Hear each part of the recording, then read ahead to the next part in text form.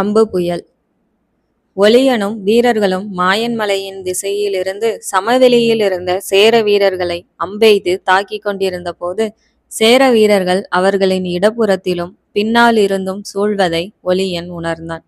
அவனது வலப்புறத்தின் எல்லையில் கூடலன் இருந்ததால் இடப்புற காடுகளில் இருந்து வரும் சேர வீரர்களை கொன்றொழித்து இக்கட்டிலிருந்து வெளியேற முடிவு செய்தான். காடைக்குடி வீரன் ஓசை எழுப்பி கூடலனுக்கு தெரிவிக்க, கூடலன் வலப்புறத்தில் சூழும் சேர வீரர்களை வீழ்த்தி வெளியேற முடிவு செய்தான். கூடலன் சீழ்க்கையொலியை எழுப்ப 20 வீரர்கள் தொடர்ந்து சமவெளியில் இருந்த சேர வீரர்களின் மேல் அம்பெய்தனர். மீதம் இருந்தவர்கள் தாக்குமிடத்தை விட்டு விலகி வலப்புறத்தில் நகர்ந்து மரங்களின் மேல் ஏறிக்கொண்டு சேரர்களை வரவேற்க ஆயத்தமாகினர். வாழ்நாள் முழுதும் காடுகளில் வசிப்பவர்கள் பரம்பினர். இருளை ஆள்பவர்கள். புலியைப் போல் பகலை விட இருளில் தெளிவாக வேட்டையை நடத்துபவர்கள். சீழ்க்கையொழி வந்ததும் ஒவ்வொரு பரம்பினனும் மரங்களின் கிளையாக உருமாறி மரங்களில் கரைந்தான். இருள் என்பது பரம்புக்கான நேரம், பரம்பின் ஆற்றல் உச்சமடையும் காலம். மரங்களில் மறைந்து வேட்டையாடுவது பரம்பினரின் ஆற்றலை மேலும் அதிகரிக்க கூடியது. மரங்களின் தன்மைகளை ஒவ்வொரு பரம்பினனும் உள்ளங்கை ரேகையைப் போல தெளிவாக அறிவான். எந்த மரத்தில் எப்படி ஒளிவது என்றறிந்த பரம்பினர் மரங்களில் மாயமாய் மறைய ஒவ்வொரு பரம்பினனும் கழித்து ஆடும் போர்க்களக்கூத்து துவங்கியது. பரம்பின் நேரம் அது, பரம்பின் காடு அது, பரம்பின் ஆட்டம் அது. சமவெளியின் இடப்புறத்தில் காடுகளினூடே பதுங்கி முன்னேறிய சேரர்கள் இருளின் துணையுடன் புதிய துணை தளபதி செம்பியன் தலைமையிலும் மெதுவாக நகர்ந்தனர். அனைத்து புதிய தளபதிகளை விடவும் செம்பியன் சிறந்த வீரன். பரம்பிற்கு எதிரான இந்த போரில் தனது வீரத்தை சேரவேந்தனுக்கு காட்ட மிகுந்த துடிப்போடு இருந்தான். பரம்பை வழிநடத்தும் தலைவனின் தலையை வெட்டி சென்று தனது வீரத்தை சேரவேந்தனிடம் காண்பிக்க எண்ணினான்.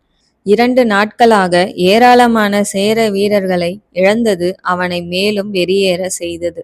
அனைத்து சேர வீரர்களையும் பரவலாக முன்னேறுமாறு கூறிவிட்டு படைக்கு முன்பாக மரங்களினூடே மறைந்து முன்னேறினான். தொலைவில் பரம்பினர் சமவெளியில் இருக்கும் சேர வீரர்களின் மேல் அம்பெய்வது தெரிய துவங்கியதும் மரத்தின் அடியில் நின்றவாறு தனது வாளை மெதுவாக உருவிய கணத்தில் மரத்தின் உச்சியிலிருந்து கூடலன் கீழ்நோக்கி எய்த அம்பு செம்பியனின் நடுத்தலையை ஊடுருவி தாடையில் வெளியேற செம்பியன் கீழே சரிந்தான். அடுத்த கணத்தில் ஏராளமான அம்புகள் மரங்களின் மேலிருந்து சீறி பாய்ந்து சேர வீரர்களை வீழ்த்தின. இரையென்று எண்ணிய விலங்கு வேட்டையை துவங்கியது. பரம்பினரின் அம்பு பாய்ந்த வேகத்தில் சேர வீரர்கள் மரத்துடன் அம்பால் பிணைக்கப்பட்டனர். பாறையை உடைக்கும் பகழி அம்புகள் சேர தலைகளை சிதறடித்தன. ஓட முயன்றவர்களின் மேல் பாய்ந்த அம்புகள் உடலை ஊடுருவி வெளியேறின. பரம்பினர் பதுங்கிய மரம் ஒவ்வொன்றும் ஆட்கொல்லி மரமாய் மாறியிருந்தது. உயிர் தரும் மரங்கள் உயிரெடுத்து கொண்டிருந்தன. சேர குருதியில் குளித்து கொண்டிருந்தன.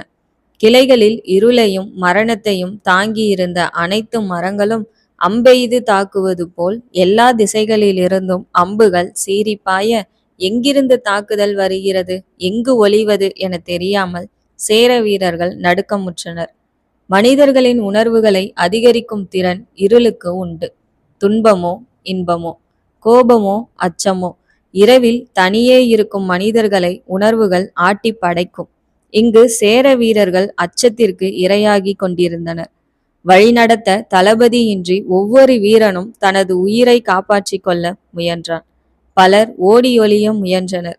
சிலர் மரத்தின் அடியில் அடைக்கலம் தேடினர். அனைவரின் உயிர்களையும் பரம்பினர் ஆட்கொண்டனர். இடப்புறத்தில் சூழ்ந்த சேர வீரர்கள் அனைவரையும் கொன்றொழித்ததும் கூடலன் சீழ்க்கையை வெளிப்படுத்த சமவெளியில் இருந்த சேர வீரர்களை தாக்குவது போல் அம்புகளை எய்து கொண்டிருந்த 20 பரம்பு வீரர்களும் விரைந்து வந்து கூடலனுடன் சேர்ந்து கொண்டனர். சேர வீரர்கள் சூழ்ந்தால் அவர்களை வீழ்த்தும் முறைகளையும் தேவைப்பட்டால் நாய்களை வரவழைத்து கொல்லும் உத்தியையும் பாரி கூறியிருந்தான். அதன்படி சேர வீரர்களை வீழ்த்திய கூடலன் ஒரு கணம் விலகி செல்ல எண்ணினான். மறுகணம் பரம்பினரை பின்னிருந்து தாக்குவதற்கு மாயன் மலையிலிருந்து வந்து கொண்டிருந்த சேர வீரர்களுக்காக காத்திருக்க துவங்கினான். சமவெளியின் வலப்புறத்தில் இருந்த ஒளியனும் பரம்பு வீரர்களும் அதே உத்தியை பயன்படுத்தி சேர வீரர்களை வீழ்த்திவிட்டு சேர வீரர்களுக்காக காத்திருந்தனர். செம்மலையிலிருந்து ஓடிவரும் சேர வீரர்களை ஏராளமான குளவிகள் துரத்தி வருவதை கண்டவுடன் பரம்பின் உத்தியை கணித்த சேரவேந்தன் தீப்பந்தங்களை பற்ற வையுங்கள் என்று சத்தமிட்டான். சில கணங்களில் ஏராளமான தீப்பந்தங்கள் உருவாக நெருப்பின் வெப்பத்தில் குளவிகள் விலகி சென்றன. மிக எளிதாக செம்மலையை பரம்பினர் கைப்பற்றியதைக் கண்டு சினமேறிய சேரவேந்தன் கரட்டின் உச்சியை பார்க்க தீப்பந்தங்களை ஏந்தியவாறு பரம்பு வீரர்கள் கரட்டின் உச்சியை அடைவது தெரிந்தது. எப்படி மீண்டும் செம்மலையை கைப்பற்றுவது என்று யோசித்தவாறு கரட்டின் உச்சியை செம்மாஞ்சேரல் பார்க்க செம்மலை உச்சியின் அரை இருளில் பிறை நிலவும் நட்சத்திரங்களும் தலைக்கு பின்னால் இருந்து ஒளி வீச பாரி தோன்றினான். செம்மாஞ்சேரல் ஒரு கணம் அதிர்ந்து பார்த்தவாறு இருக்க சேர வீரர்கள் சூழ்ந்திருக்க தீப்பந்தங்களின் ஒளியின் நடுவில் அரசனுக்குரிய ஆடை ஆபரணங்களும் கவசங்களும் மின்ன செம்மாஞ்சேரல் நிற்பதை பாரி பார்த்தான். போரின் போக்கு மாறிவிட்டதாக செம்மாஞ்சேரல் நினைத்தான். போரே இன்னும் தொடங்கவில்லை என்பதை பாரி அறிவான். இருவரும் ஒருவரை ஒருவர் பார்த்தவாறு இருக்க அவனை வீழ்த்துங்கள் என்று செம்மாஞ்சேரல் உத்தரவிட்டான். அடுத்த கணத்தில் முன்னே வந்த சேர வீரர்கள் வெள்ளமாய் அம்புகளை விடுவிக்க ஏராளமான அம்புகள் மேலேறின. வேகமாய் மலையுச்சிக்கு சென்ற அம்புகள் பாரியை நெருங்குகையில் வேகத்தை இழந்து அருவியாய் தாழ் பணிந்தன. சேர வீரர்களின் அம்புகள் இலக்கின்றி பரவலாக மலையுச்சியை அடைந்து கீழே விழுவதை கண்டான் பாரி. பரம்பின் வில்லாற்றலை செம்மாஞ்சேரலுக்கு உணர்த்த விரும்பிய பாரி நிலவனிடமும் இளங்கீரனிடமும் மெதுவாக கூற, நிலவன் விடு அம்பை என இளங்கீரனிடம் கூறிவிட்டு அருகிலிருந்த பரம்பு வீரனின் வில்லை வாங்கினான். பரம்பினன் அம்பரா துணியிலிருந்து பிறை போன்று நுனியில் வளைக்கப்பட்டு 2 நுனிகளை கொண்டிருந்த அம்பை தேர்ந்தெடுத்தான். நெருப்பு அம்பை பற்ற வைத்து இளங்கீரன் சேரவேந்தனின் தலைக்கு மேலாக விண்ணை நோக்கி எய்ய அம்பு எரிக்கல்லாய் மேல் நோக்கி பறந்து சென்றது. நிலவன் அம்பை நாணில் பொருத்தி குறிபார்க்க துவங்கினான். மேலே சென்ற அம்பு உச்சத்தை அடைந்ததும் வலுவிழந்து கீழே விழ துவங்கியது. நெருப்பு அம்பு சற்று கீழிறங்கும் வரை காத்திருந்த நிலவன் அம்பை விடுக்க நிலவனின் அம்பு சீறி பாய்ந்து நெருப்பு அம்பை சிதைத்து சென்றது. துண்டுகளாய் உடைந்து சிதறிய நெருப்பு கங்குகள் விண்ணிலிருந்து மழையாய் பொழிந்தன. நினைப்பதை நடத்தி முடிக்கும் இளைய பரம்பினரின் ஆற்றலில் மனம் பூரித்து போனான் பாரி. நிலவன் இளங்கீரனின் தோள்களில் கையை போட்டு தன்னுடன் இறுக்கிக் கொண்டான். சேரவேந்தன் நின்ற இடத்தில் மழையாய் பொழிந்த நெருப்பு துண்டுகள் கொழுந்துவிட்டு எரிய அதற்கு மேல் கோபத்தில் கனன்று கொண்டிருந்தான் சேரவேந்தன். சேர வீரர்கள் அனைவரும் வானவேடிக்கையை பார்த்து அதிர்ந்து நின்றிருக்க திடீரென்று செம்மலை முடியும் இருபுறங்களிலிருந்தும் ஏராளமான பரம்பு வீரர்கள் அம்புகளை எய்தவாறு சமவெளியில் நுழைந்தனர். அடுத்த கணம் சேர வீரர்களின் மேல் மழையாய் அம்புகள் பொழிய துவங்கின. ஒவ்வொரு பரம்பினனும் 2-3 அம்புகளை நாணில் பொருத்தி எய்தவாறு சமவெளியினுள் நுழைய பேரழிவு துவங்கியது. இருளின் துணையில் அலையலையாய் அம்புகள் சீறி பாய்ந்தன. சேர வீரர்கள் சிதறி ஓட ஏராளமான சேர வீரர்களை வீழ்த்தி பரம்பு முன்னேறியது. இன்றைய இரவு தாக்குதலுக்கு சில 100 பரம்பு வீரர்களை ஈடுபடுத்தியிருந்தான் பாரி. அணி அணியாய் பரம்பினர் பிரிக்கப்பட்டிருந்தனர். ஒரு அணியின் பணி முடிந்ததும் அடுத்த அணி முன்னேறும். முதல் அணி தடுமாறினால் அடுத்த அணி முன்னேறி அரவணைத்து கொள்ளும் வகையில் கன்னிகளாக படையை பிணைத்திருந்தான். ஆனால் தடுமாற்றமே இன்றி ஒவ்வொரு கன்னியும் சேர படையை கலங்கடித்து கொண்டிருக்க பரம்பின் சங்கிலி சேர வீரர்களை இறுக்கியது.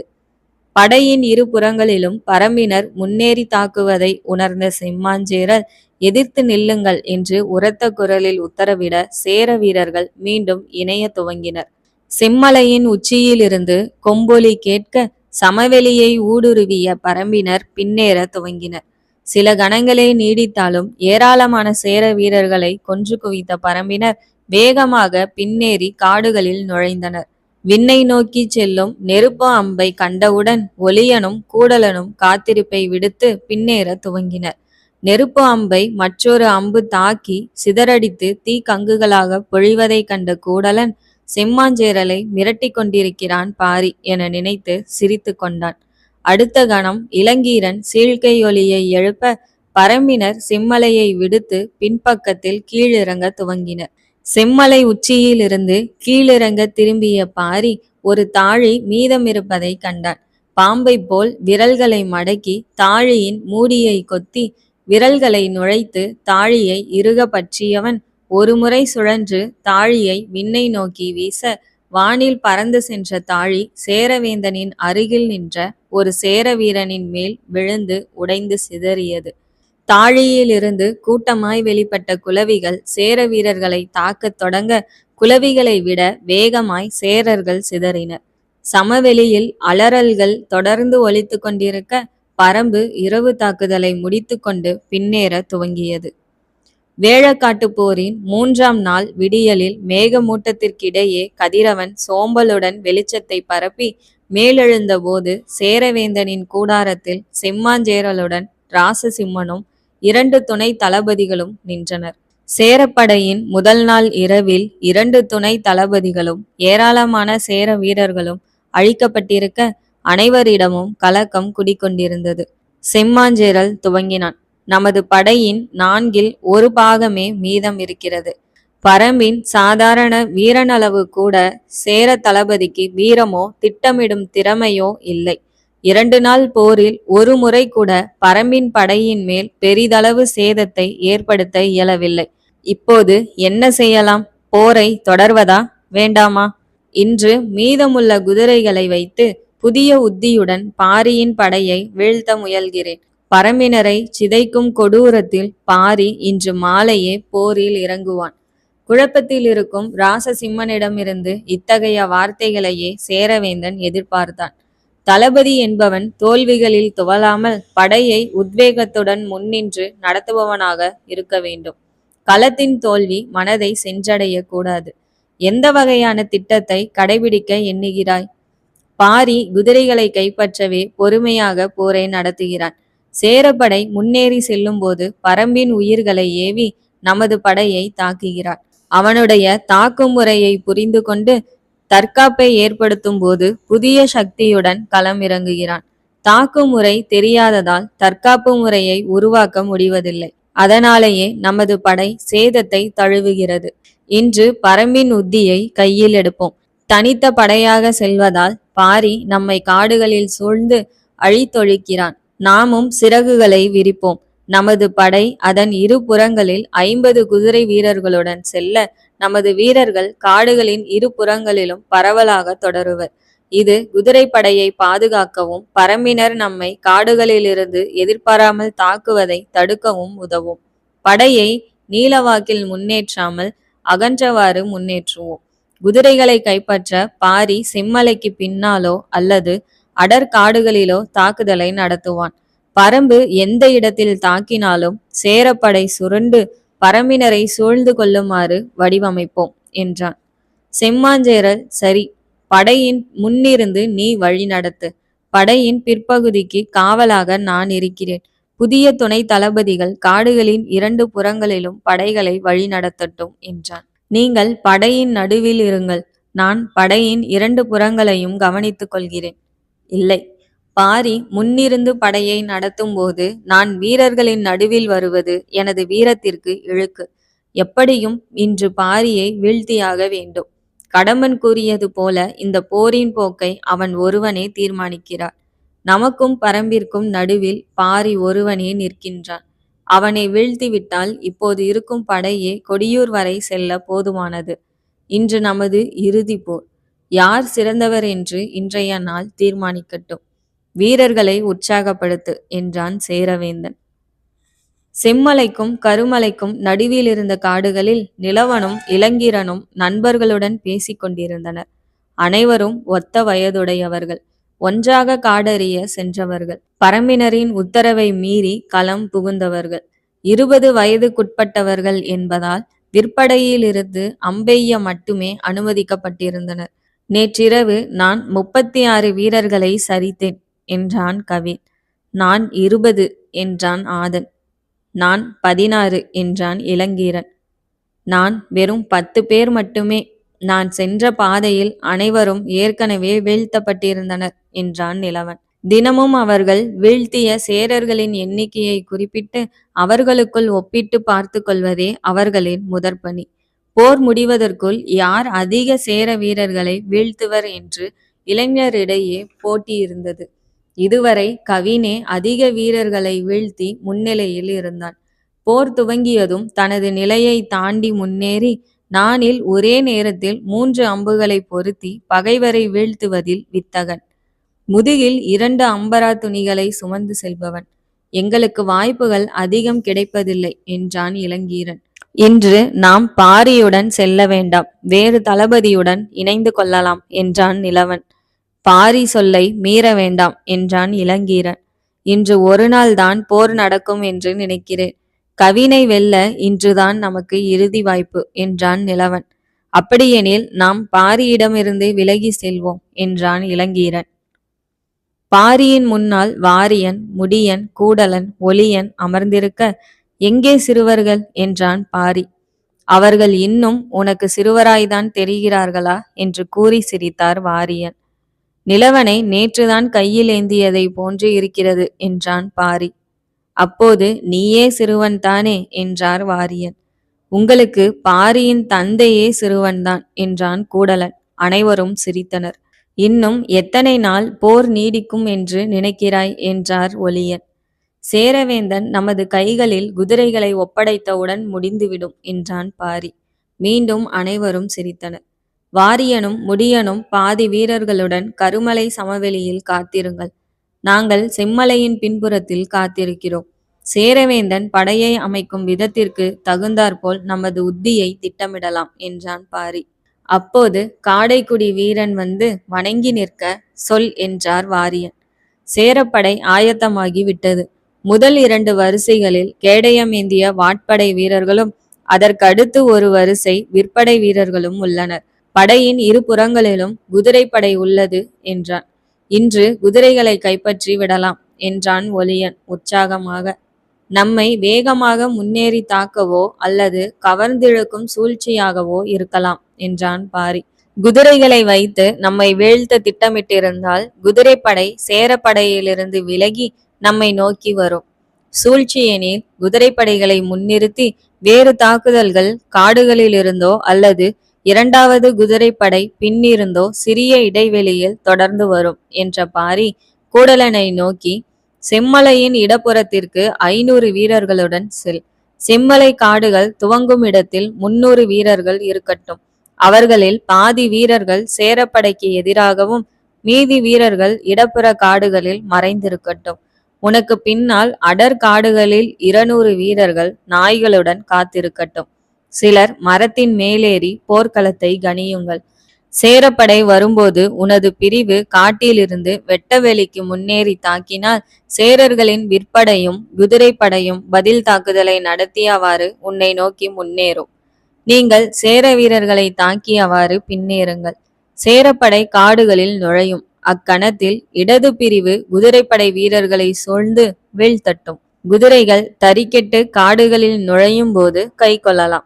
குதிரை வீரர்களை வீழ்த்தியதும் தாக்குதலை கைவிட்டு பின்னேறுங்கள். களம் மாறினால் உத்திகளை மாற்றுங்கள்.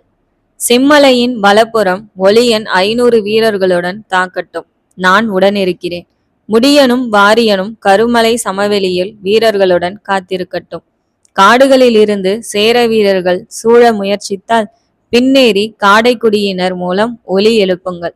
காடுகளில் இருக்கும் சேர வீரர்களை முதலில் அழித்துவிட்டு பின்னர் குதிரைகளை கை கொள்ளுவோம் என்றான்.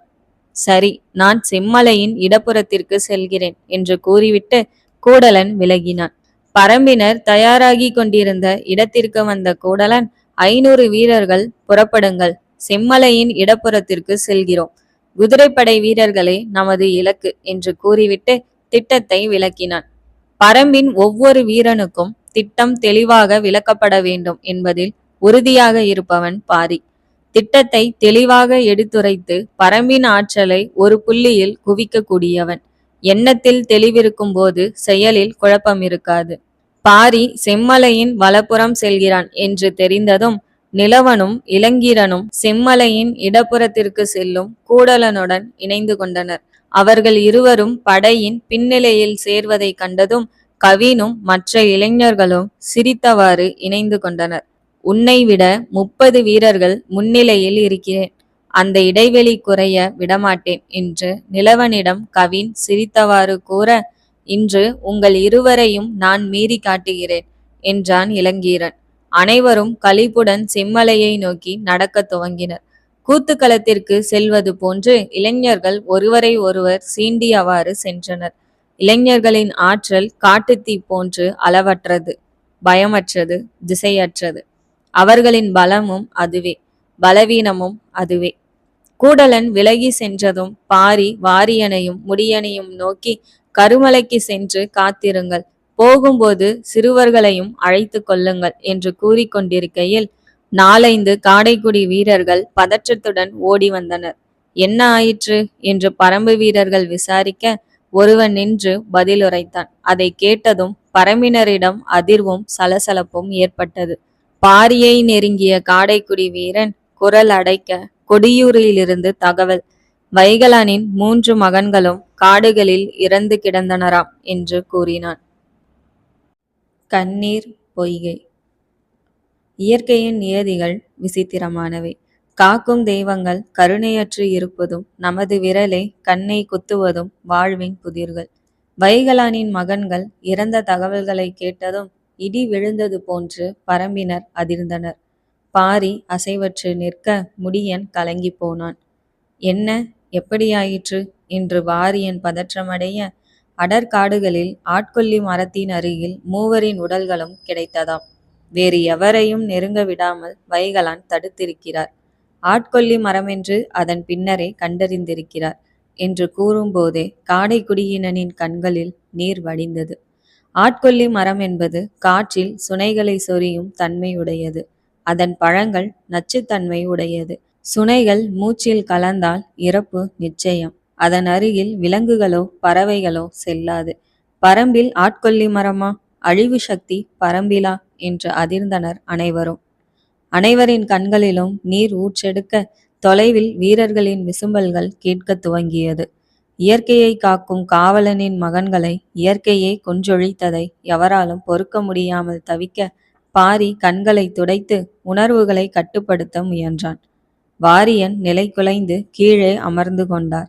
பரம்பினர் அனைவரையும் உணர்வுகள் அலைக்கழிக்க இடிந்து போய் நின்றனர். பரம்பினர் அனைவருக்கும் பரம்பரிய கற்றுத்தந்த தகப்பன் வைகலான். அனைவரது வாழ்விலும் முக்கிய பங்கு வகிப்பவர். ஒவ்வொருவரையும் பெயர் சொல்லி அழைக்கும் அளவு தெரிந்தவர். அன்பில் தெளிந்தவர். பரம்பின் ஆசான். காட்டின் தலைமகனுக்கு நேர்ந்த இழப்பு ஒவ்வொரு பரம்பினனுக்கும் ஏற்பட்ட இழப்பாக இருந்தது. அனைவரும் தடுமாறி நிற்கையில் வீரன் ஒருவன் ஓடி வந்து சேரப்படை புறப்பட ஆயத்தமாவதை கூற பாரி துயரத்தின் ஆழத்திலிருந்து தன்னை மீட்டெடுத்தான். உணர்வுகள் அலைக்கழித்தாலும் பரம்பினர் கடமையில் தவறுவதில்லை. சோகம் காத்திருக்கலாம், போர் காத்திருக்காது. புறப்படுங்கள் என்று கூறிய பாரி இறுகிய மனதுடன் முன்னேற ஒளியனும் பரம்பு வீரர்களும் பின்தொடர்ந்தனர். உள்ளம் குமுற வாரியனும் முடியனும் கருமலையை நோக்கி நடக்க துவங்கினர். சூழ்கொண்ட ஊழ் முன் சென்றது. செம்மலையின் வலப்புற காடுகளை சென்றடைந்த பாரி மரங்களினூடே பார்க்க சேரப்படை சமவெளியில் முன்னேறி வருவது தெரிந்தது. படையின் வலப்புறம் குதிரைப்படை வர கேடயமேந்திய வீரர்களும் விற்படையினரும் முன்னால் வருவதை கண்டான். படையின் அமைப்பினை கூர்ந்து கவனிக்கையில் வலப்புற காடுகளில் இருந்து பறவைகள் கலைந்து பறப்பதை கண்டான். குதிரைப்படைக்கு காவலாக சேர வீரர்கள் காடுகளினூடே மறைந்து வருகின்றனர். பரம்பிற்கான பொறி இது என்று நினைத்த பாரி காடுகளில் இருந்து வரும் சேர வீரர்களையும் குதிரைகளையும் ஒரே நேரத்தில் வீழ்த்த முடியும் என நினைத்தான்.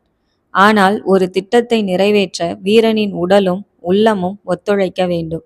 பரம்பினரோ மனதளவில் நொறுங்கியிருக்கும் இந்த நேரத்தில் தாக்குவது சரியல்ல என்று உணர்ந்த பாரி கூடலனை பின்னேறுமாறு கூறு, காடுகளில் மறைந்து வரும் சேர வீரர்களை கொன்றொழிக்க கருமலையின் இருபுறமும் முடியனையும் வாரியனையும் மரங்களில் பொறி அமைக்கச் சொல் என்று கூற காடைக்குடியினரின் குரல்கள் பறக்க துவங்கின. மாயன்மலையின் இடப்புறத்திற்கு சென்ற கூடலன் வீரர்களுடன் காடுகளில் மறைந்திருந்தான். காடுகளை தாண்டி சிறிய வெட்டவெளியும் அதனை தாண்டி செம்மலையின் அடிவாரமும் தெரிய அதையும் தாண்டி சேரப்படை முன்னேறுவது தெரிந்தது.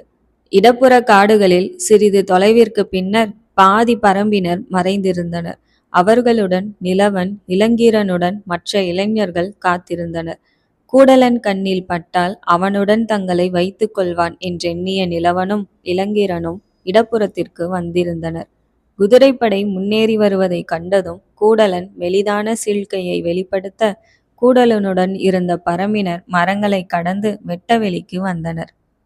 சேர வீரர்களை நோக்கி முன்னேறிய போது செம்மலையின் வலப்புறத்திலிருந்து பின்னேறுமாறு காடைக்குடியினரின் ஒலி கேட்க பரம்பினர் திகைத்தனர். சேர வீரர்கள் பரம்பினரை நோக்கி முன்னேறினர். என்னவாயிற்று என்று ஒரு கணம் குழம்பினான் கூடலன். போரில் யோசிப்பதற்கு இடமும் இல்லை, உத்தரவை பரம்பினர் மீறுவதும் இல்லை. மறுகணம் பரம்பினரை பின்னேறுமாறு சீழ்க்கையொலியை எழுப்பினான். காடுகளுக்குள் பின்னேறிய பரம்பினர் கருமலையை நோக்கி ஓடத் துவங்கினர். பரம்பினர் பின்னேறுவதை கண்டதும் சேர வீரர்கள் அம்புகளை எய்தவாறு முன்னேற குதிரைப்படை முன்னேறியது. இடப்புற காடுகளில் இருந்த பரம்பினர் திகைத்திருக்க என்ன செய்வது என்றான் ஒருவன். கருமலைக்கு செல்வோம் என்றான் நிலவன் மனமின்றி.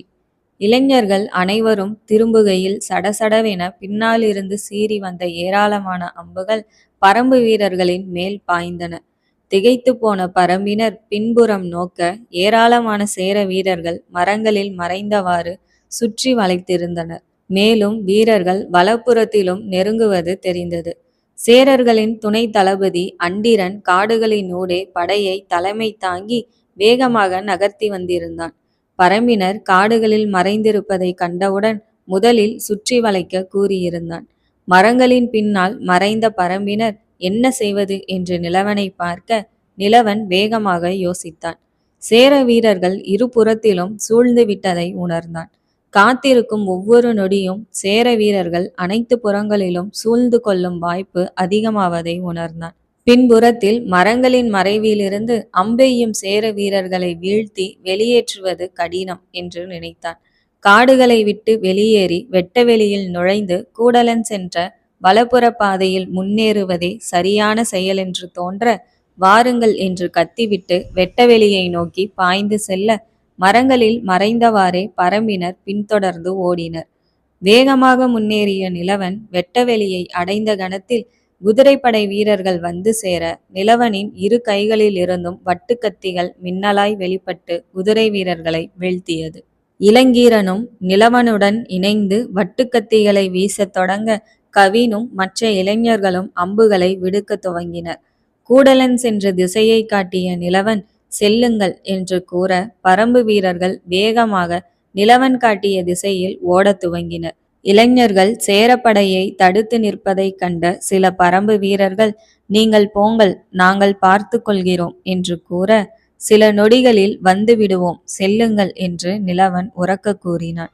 நிலவனும் இளைஞர்களும் சேரப்படையை மலையாய் தடுத்து நிற்க பரம்பினர் வேகமாக கூடலன் சென்ற திசையில் தொடர்ந்து ஓடினர். நெருங்கிய அனைத்து குதிரை வீரர்களும் அம்புகளாலும் வட்டுக்கத்திகளாலும் வீழ்த்தப்பட குதிரைகள் காடுகளில் தொடர்ந்து ஓடின. நிலவனும் மற்றவர்களும் வேகமாக பின்னேற முயன்ற போது இடப்புற காடுகளிலிருந்து சீறி வந்த அம்பொன்று கவினின் முதுகில் பாய்ந்து அவனை வீழ்த்தியது. கவின் தடுமாறி சாய நிலவன் முன்னேறி தாங்கிக் கொண்டான். காடுகளிலிருந்து தொடர்ந்து அம்புகள் வர இளங்கீரன் குறுக்கே வந்து வெகு வேகமாக வாட்களை சுழற்றி அம்புகளை சிதறடித்தான். கவினின் வாயில் குருதி வெளியேற நீங்கள் செல்லுங்கள் என்றான் கவின். குதிரைப்படையை தொடர்ந்து ஓடி வந்த சேர விற்படை வீரர்கள் ஏராளமான அம்புகளை எய்ய மேலும் சில பரம்பினர் வீழ்த்தப்பட்டனர். கவினையும் வீழ்த்தப்பட்டவர்களையும் விட்டு செல்ல இயலாமல் இளைஞர்கள் தடுமாற கூடலன் சென்ற திசைகளில் இருந்தும் சுழன்று வந்த சேரப்படையினர் பரம்பு வீரர்களை சூழ்ந்தனர். வேகமாக பின்னேறி கொண்டிருந்த கூடலனையும் பரம்பு வீரர்களையும் அண்டிரன் தலைமையிலான சேர வீரர்கள் சுற்றி வளைக்க முயல பரம்பினர் எதிர்த்தாக்குதலை நடத்தியவாறே கருமலையை நோக்கி பின்னேறினர். இரண்டு படையின் வீரர்களும் மரங்களில் மறைந்தவாறு அம்புகளை விடுக்க சமவெளியின் இடப்புறத்தில் மறைந்திருந்த பரம்பினர் வேகமாக வருவதை கூடலன் கவனித்தான். அவர்கள் வந்து சேர்வதற்காக காத்திருந்தவன் சீழ்க்கை ஒலியை வெளிப்படுத்த பரம்பினர் தாக்குதலை தவிர்த்து கொண்டு கருமலையை நோக்கி சென்றனர். ஒருபுறம் செம்மலை இருக்க மற்ற 3 புறங்களிலும் அம்பெய்தவாறு முன்னேறிய சேர வீரர்கள் அட்டையாய் சுழன்று பரம்பினரை சூழ்ந்தனர். பரம்பினர் வளையமாக நின்று தற்காத்து கொள்ள துவங்கினர். காடுகளிலிருந்து வெளிவந்த அண்டிரன் கால்களை நோக்கி அம்புகளை விடுங்கள் என்று சத்தமிட சேர வீரர்கள் பரம்பினரின் கால்களை குறிபார்த்து அம்பெய்தனர். சில பரம்பினரின் கால்களில் அம்பு பாய்ந்து தடுமாற அவர்களின் நெஞ்சினில் அம்பெய்து சேரர்கள் வீழ்த்தினர். ஒவ்வொரு இளைஞனாக சரிந்தான். நிலவனும் இளங்கீரனும் மீதமிருக்க இருவரும் நெருங்கி முதுகோடு முதுகு இருக்குமாறு நின்று கொண்டனர். என்ன செய்யலாம் என்றான் இளங்கீரன். வட்டுக்கத்திகள் முடிந்ததா? என்னிடம் முடிந்துவிட்டது என்றான் இளங்கீரன். சரி, நடுவில் இருக்கும் வீரர்களை வீழ்த்திவிட்டு கூடலன் சென்ற திசையிலேயே காடுகளுக்குள் முன்னேறலாம் என்றான் இளவன். இருவரும் உக்கிரத்துடன் வாட்களை வீசியவாறு முன்னேற 2 இளம் புலிகள் மான்களின் கூட்டத்தில் நுழைந்தது போல வீரர்கள் வெட்டுப்பட்டு சிதறினர். கேடயமேந்திய வீரர்கள் வரிசையாய் இணைந்து கொண்டு தடுக்க நாக்கை சுழற்றி நிலவன் ஒலியை எழுப்பினான். அடுத்த கணம் இளங்கீரன் 2 வாட்களையும் கீழிறக்கி இணைத்து பிடிக்க ஒரு நொடியில் வாட்களில் காலை வைத்து விண்ணில் எழும்பி கேடய படையை தாண்டினான் நிலவன். தாண்டி இருக்கும் போதே வாட்களை வீசி இருவரின் தலையை சிதைக்க அதிர்ந்து போன அண்டிரன் சுற்றி வளையுங்கள் என்று கத்தினான். ஏராளமான சேர வீரர்கள் மீண்டும் சுற்றி வளைத்து அம்புகளை எய்ய நிலவனும் இளங்கீரனும் வாட்களால் தடுத்து பின்னேறினர். கேடயமேந்திய சேர வாட்படை வீரர்களை நோக்கி தாக்குங்கள் என்று அண்டிரன் கூற சேர வீரர்கள் முன்னேறி இருவரையும் தாக்க துவங்கினர். இருவரும் 2 குறுவாட்களை ஏந்தி ஓரிடத்தில் நிற்காது சுழன்று சேர வீரர்களை வெட்டி சரித்தனர். நிலவன் முன்னேறி தாக்குகையில் இளங்கீரன் குனிந்து முன் வந்தான். இளங்கீரனை சேர வீரர்கள் எதிர்கொண்ட போது நிலவன் வளைந்து முன் வந்தான். இருவரும் பின்னி பிணைந்து நினைத்த திசையில் முன்னேற வீரர்கள் சரிந்து கொண்டே இருந்தனர். நாவின் இசையுடன் இருவரும் களிநடனம் புரிய களமெங்கும் குருதியும் உடல் உறுப்புகளும் சிதறின. வீரர்களின் உடல்கள் மேலேறி இருவரும் உக்கிர தாண்டவம் புரிந்தனர். சூறை காற்றாய் இருவரும் சுழல சேரர்களின் உடல்கள் பறந்தன. முன்னும் பின்னும் இடது வலதென பல வடிவங்களுக்கு மாறி பல பரிமாணங்களை கொண்டனர்.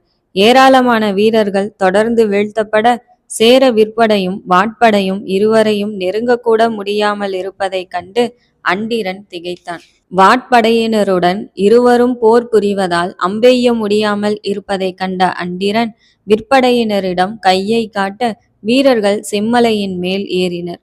அண்டிரன் விலகுங்கள் என்று கத்த சேர வாட்படையினர் விலகினர். அடுத்த கணம் செம்மலையின் மேலிருந்து சேரர்கள் அம்புகளை எய்ய நிலவனும் இளங்கீரனும் வாட்களை சுழற்றி அம்புகளை வெட்டி வீசினர். மீண்டும் அண்டிரன் கையை காட்ட சமவெளியின் இரு புறங்களிலிருந்தும் ஏராளமான அம்புகள் சீறி சென்றன. இளங்கீரனின் வலதுகால் முட்டியில் ஒரு அம்பு ஊடுருவி சென்றது. ஒரு கணம் துடித்து போன இளங்கீரன் தடுமாற்றத்துடன் அம்புகளை சமாளிக்க அம்புகள் இடது காலையும் வயிற்றையும் ஊடுருவி சென்றன. இளங்கீரன் சரிவதை கண்ட நிலவன் இடப்புறம் பாய்ந்து இளங்கீரனை பற்றி இழுத்து சென்றான். வலக்கையின் வாளை சுழற்றி அம்புகளை தடுத்து கொண்டான்.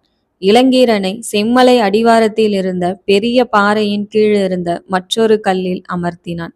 நிலவா, நீ என்னை விட்டுச் செல் என்றான் இளங்கீரன் தடுமாற்றத்துடன். கவலைப்படாதே, நான் என் கால்களில் நிற்கும் வரை நம்மை எவனாலும் நெருங்க இயலாது என்றான் நிலவன். செம்மலையின் மேலிருந்து பாறைகளின் மறைவிலிருந்த இருவரின் மேல் அம்பெய்ய முடியாமல் இருக்க சமவெளியின் 2 புறங்களிலும் இருந்த சேர படையினர் சரமாரியாக அம்புகளை விடுத்தனர். நிலவன் தனது 2 வாட்களின் கைப்பிடிகளை இணைத்து முறுக்க வாட்கள் இரண்டும் இரும்பு தடியைப் போல் இணைந்து சிலம்ப கம்பியாய் மாறின. நடுவில் மட்டும் பிடித்து நிலவன் சுழற்ற பல விட்டங்களை கொண்ட வட்டமாக வாட்கள் உருமாறின. காற்றை கிழித்து அருவியின் ஓசையை ஏற்படுத்தியபடி சீரிய வாட்கள் இடக்கையில் இருந்து வலக்கைக்கும் வலக்கையிலிருந்து முதுகின் வழியே இடக்கைக்கும் நிலவனை சுற்றி வலம் வந்து அம்புகளை வெட்டி எறிந்தன. நிலவன் சிலம்பம் வீசினால் கல்லென்ன காற்றே நுழையாது என்பர் நண்பர்கள். நிலவனின் நாக சீரல் சிலம்ப வரிசையை கண்டு இளங்கிரனின் கண்ணில் மகிழ்ச்சி மின்னியது. சினமேறிய அண்டிரன் வெட்டி வீசுங்கள் அவனை என்று வாட்படையினருக்கு உத்தரவிட சேர வாட்படையினர் முன்னேறினர். அதற்கும் முன்பாக அவர்களை நோக்கி முன்னேறிய நிலவன் வலக்கையில் சுழன்ற வாட்களை மேல் நோக்கி சுழற்றிவிட ஆரங்களை கொண்ட சக்கரமாய் சுழன்றவாறு மேல் எழும்பியது. அனைவரும் திகைப்புடன் மேல் நோக்கி சென்ற வாட்களில் திசை திரும்ப நிலவனின் கையிலிருந்து சீறி கிளம்பிய வட்டுக்கத்திகள் அண்டிரனின் தொண்டையில் பாய்ந்திறங்கியது. கீழிறங்கிய வாட்களை இடது கையில் பற்றி வாட்களை பிரித்து கொண்டு நிலவன் முன்னேறினான். நிலவனின் உத்தியைக் கண்டு இளங்கீரன் இருமலுடன் வாய்விட்டு சிரித்தான். தொண்டையிலிருந்து குருதி பீச்சிட அண்டிரன் சரிய நிலவன் வாட்படை வீரர்களுக்குள் புகுந்து பலரை வீழ்த்தியபடி சுழன்று வந்தான். நிலவனின் இடக்கை வாள் சேரர்களின் முகத்தை நோக்கி சீறி செல்ல சேரர்கள் வாளை தடுத்த கணத்தில் வலக்கை வாள் சேரர்களின் வயிற்றை சீவி வெளிவந்தது. நிலவனின் வேகத்தையோ நுட்பத்தையோ கணிக்க முடியாமல் வீரர்கள் திகைக்க திடீரென்று ஏராளமான அம்புகள் செம்மலையின் மேலிருந்து இறங்கி சேர வீரர்களின் உடலிலும் நிலவனின் வலதுகால் தொடையிலும் பாய்ந்தது. நிலவனை வீழ்த்த சேர வீரர்கள் அவர்களின் படையினரின் மேலேயே அம்பெய்த கொடுஞ்செயலை கண்டு இளங்கீரன் அதிர்ந்து போனான். சேரப்படையினர் தொடர்ந்து அம்புகளை விடுக்க நிலவன் உடலையும் வாட்களையும் சுழற்றி அம்புகளை தடுத்து கொண்ட போது ராசசிம்மன் குதிரையில் வந்து சேர்ந்தான்.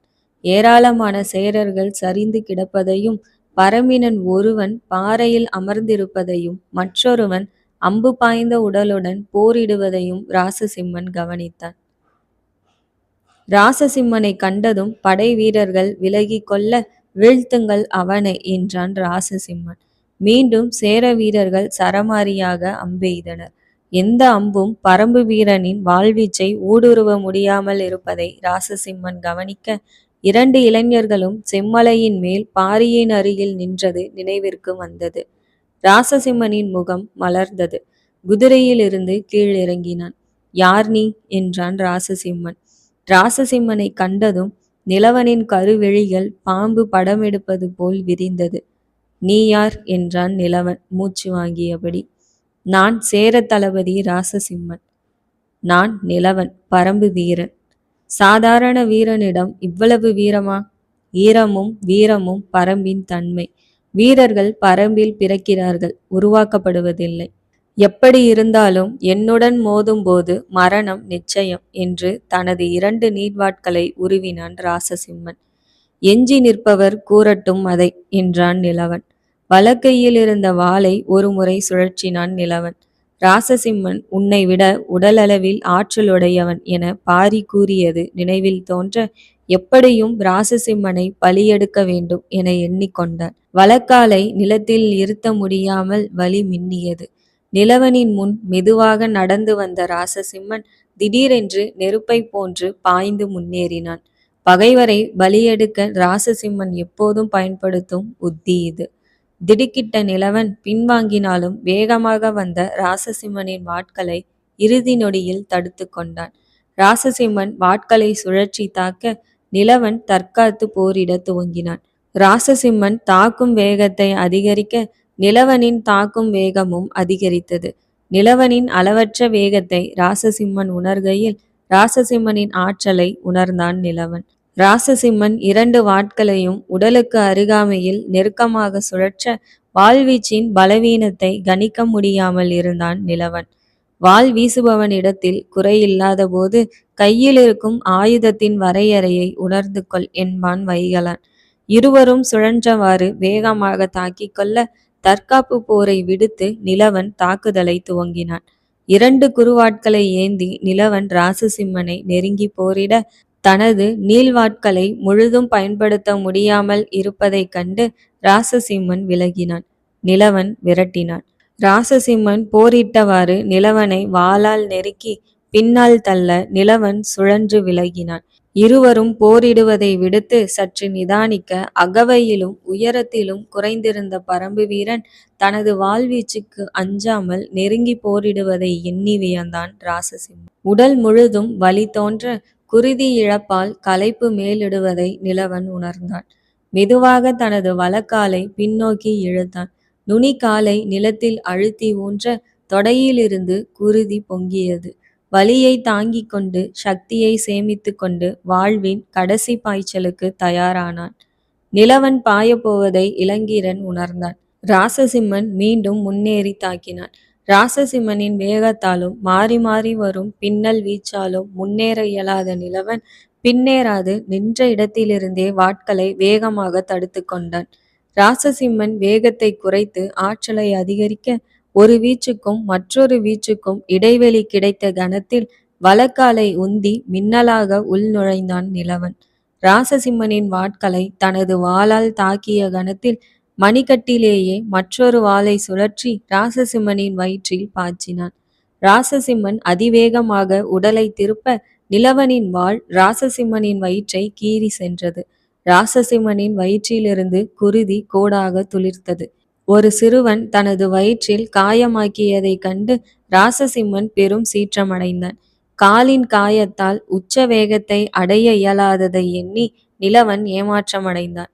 ராசசிம்மன் உக்கிரத்துடன் முன்னேற நிலவன் காலின் வலியை பொறுத்து கொண்டு ராசசிம்மனின் தாக்குதலை சமாளிக்க ஆயத்தமானான். மிகுந்த ஆற்றலுடன் வாளை வீசி முன்னேறிய ராசசிம்மன் நிலவனை நெருங்கி வாளினால் அழுத்தி தள்ள நிலவன் ஒரு காலுடன் தடுமாறினான். அந்த கணத்தில் தனது வாளை விடுத்த ராசசிம்மன் நிலவனின் இரு மணிக்கட்டுகளையும் பற்றி நிலவனின் கையினாலேயே அவன் முகத்தில் வெறியுடன் இடித்தான். நிலவன் தடுத்து கொள்ள முயன்றாலும் தளர்ந்த உடல் ராசசிம்மனின் ஆற்றலை தாங்க இயலாமல் திணற ராசசிம்மன் மீண்டும் மீண்டும் நிலவனின் முகத்தில் வெறியுடன் தாக்க நிலவனின் கன்னமும் உதடுகளும் கிழிந்து குருதி வெளியேற மயங்க துவங்கினான். வெறியுடன் தாக்கிய ராசசிம்மன் நிலவனின் கையில் இருந்த வாளை பறித்து நிலவனின் தொண்டை குழியினுள் பதிக்க தனது கைகளால் ராசசிம்மனின் மணிக்கட்டை பற்றிய நிலவன் தடுத்து கொள்ள தடுமாறினான். குருதி கலந்த நிலவனின் கண்கள் செம்மலையின் மேல் பாரியை தேட இளங்கீரன் நிலவா என்று கத்தியபடி முன்னேறுகையில் பாய்ந்து வந்த சேர அம்புகள் இளங்கீரனின் உடலில் பாய்ந்தன. ராசசிம்மன் வெறியுடன் கொஞ்சம் கொஞ்சமாக முழு வாளையும் நிலவனின் தொண்டையில் இறக்க நிலவனின் வாய் குருதி ஒழுக பாரி என முணுமுணுத்தது. நிலவனின் உடலை பற்றி தலைக்கு மேல் உயர்த்திய ராசசிம்மன் வெறுப்புடன் தூக்கி எறிந்தான். தூக்கி எறியப்பட்ட நிலவனின் முகம் பாறையில் சென்று மோதியது. வேகமாக சென்று குதிரையில் ஏறிய ராசசிம்மன் நிலவனையும் இளங்கீரனையும் நோக்கி கையை காட்டி அவர்களை தவிர மற்ற அனைவரின் உடல்களையும் கண்டதுண்டமாய் வெட்டி எறியுங்கள் என்று கூறி விலக சேர வீரர்கள் இறந்து கிடந்த பரம்பினரின் உடல்களை சிதைக்க துவங்கினர். கூற்றுவன் உலகம். நாழிகைகள் கதறலுடன் கடந்து செல்ல நிலவனை தேடி செம்மலையின் மீது வந்து சேர்ந்த காடைக்குடி நண்பன் பரம்பினர் அனைவரின் உடல்களும் வெட்டப்பட்டு உருக்குலைந்து கிடப்பதையும் நிலவனும் இளங்கீரனும் இறந்து கிடப்பதை கண்டதும் அதிர்ந்து போனான். மனம் பதற அழுகை வெடிக்க கரட்டின் மீதிருந்து கீழ் நோக்கி பாய்ந்து சென்று நிலவனின் தலையை மடியில் தாங்கி கொண்டான். தொண்டையை வெடித்து கொண்டு அழுகை பீரிட கைகளால் முகத்தில் அரைந்து கொண்டு கதறினான். காலையில் ஒலி எழுப்ப கற்றவன் மதியத்தில் தொண்டை கிழிந்து அவன் குருதியிலேயே மூழ்கடிக்கப்பட்டு இருப்பதைக் கண்டு கதறினான். அனைவருக்கும் தெரிவிக்க நாக்கை மடக்கி குரலை எழுப்ப முயல குரல் எழுப்ப முடியாமல் தொண்டை கமறியது.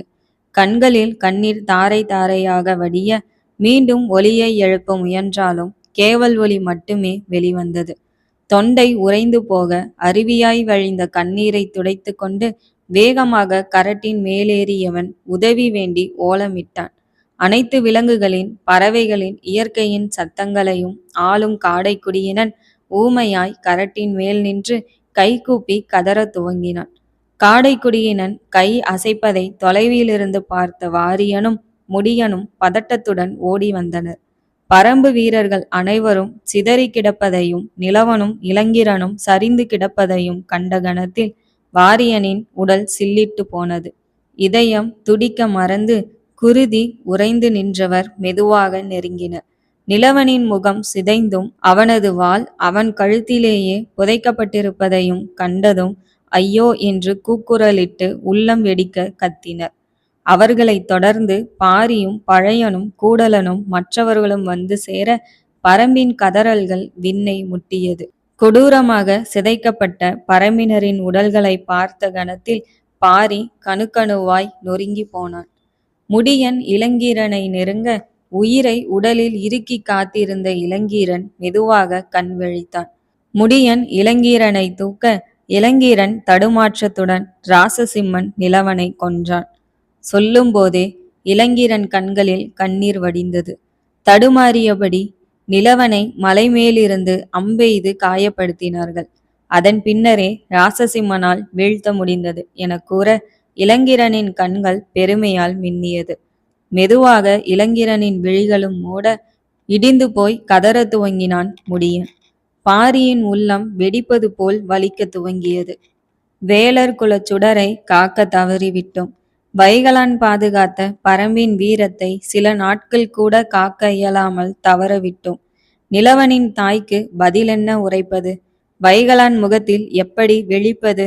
நம்மை நம்பி வந்த வேலர் குலத்திற்கு என்ன கூறுவது என்று முகத்தில் அரைந்து கொண்டு வாரியன் கதற பாரியின் முகம் பாறையாய் இறுகி முகத்தில் நரம்புகள் துடித்தது. விரல்களை இறுக மூடிக்கொண்டவன் நிதானமாக அடியெடுத்து முன்னேறினான். கீழே குனிந்து நிலவனின் உருக்குலைந்த முகத்தை கண்ட கணத்தில் பாரியின் தொண்டையிலிருந்து விம்மல் வெடித்தது. கண்களிலிருந்து நீர் கொட்டியது. எவ்வளவு கட்டுப்படுத்தியும் முடியாமல் கண்ணீர் பெருக்கெடுத்து ஓட நிலவனின் உடலை தூக்கி நெஞ்சோடு இறுக்கி கொண்டான். முகத்தை நிலவனின் நெஞ்சில் புதைத்து கண்களை இறுக மூடிக்கொண்டான். உலகமே இருண்டு போக உயிர் வெறுத்து நின்றான் பாரி. சிறிது நேரத்திற்கு பின் களத்தில் எழுந்த பரம்பினரின் ஓலங்களும் கதறல்களும் பாரிக்கு மீண்டும் கேட்க துவங்க தலை நிமிர்ந்து மெதுவாக நடந்து செம்மலையின் மீது ஏற துவங்கினான். இளங்கீரனை முடியன் சுமந்து கொள்ள பரம்பு வீரர்கள் தொடர்ந்தனர். ஆதிரை கூறிய போர் என்பது அழிவின் உச்சம், கண்களின் முன்னே உயிரானவர்களை இழக்கும் வதை என்ற குரல் ஒலிக்க செம்மலையின் மீது பாரி ஒவ்வொரு அடியாக ஏற உள்ளத்திலிருந்த அன்பு, கருணை, இரக்கம், ஈரம் என அனைத்து நற்பண்புகளும் வடிய துவங்கியது. சினம் மட்டுமே உடலெங்கும் கொழுந்து விட்டு எரிய எரிமலையின் குழம்புகள் மேலெழும்ப துவங்கின.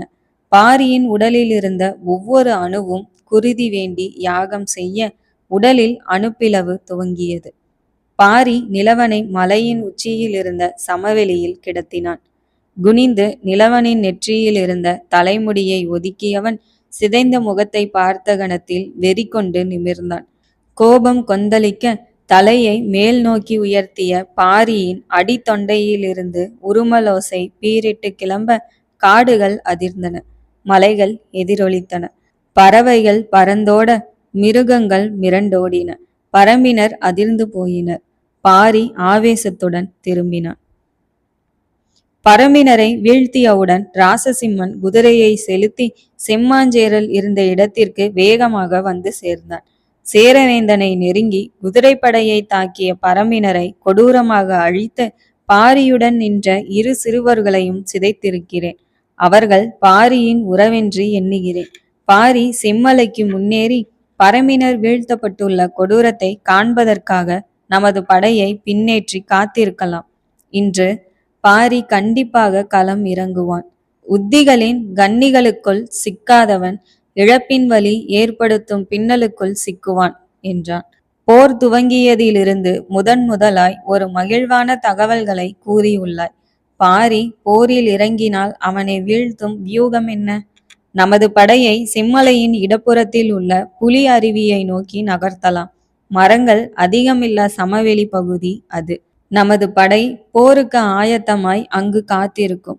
புலிகரட்டின் மேல் மீதம் இருக்கும் நமது விற்படையினரும் படையின் நடுவில் குதிரை படையும் இருக்கும். நீங்கள் படையின் பின்னிலையில் நிலை கொள்ளுங்கள். பரம்பின் படையை எதிர்நோக்கி இருப்போம். பரம்பின் படை வருகையில் நமது படையின் அத்தனை வீரர்களும் பாரியை நோக்கி அம்பு போல் குவிந்து முன்னேறுவர். போரின் நோக்கமே பாரியை அழிப்பது. குதிரைப்படையை நான் வழிநடத்தி பாரியை நோக்கி செல்கிறேன். சமவெளி போரில் நமது ஆதிக்கம் மேலோங்கும். பாரி உறுதியாக போரில் இறங்குவான் என்று ராசசிம்மன் அறுதியிட்டு கூற செம்மாஞ்சேரல் இசைந்தான். சேரப்படை புலி அருவியை நோக்கி நகர்ந்தது.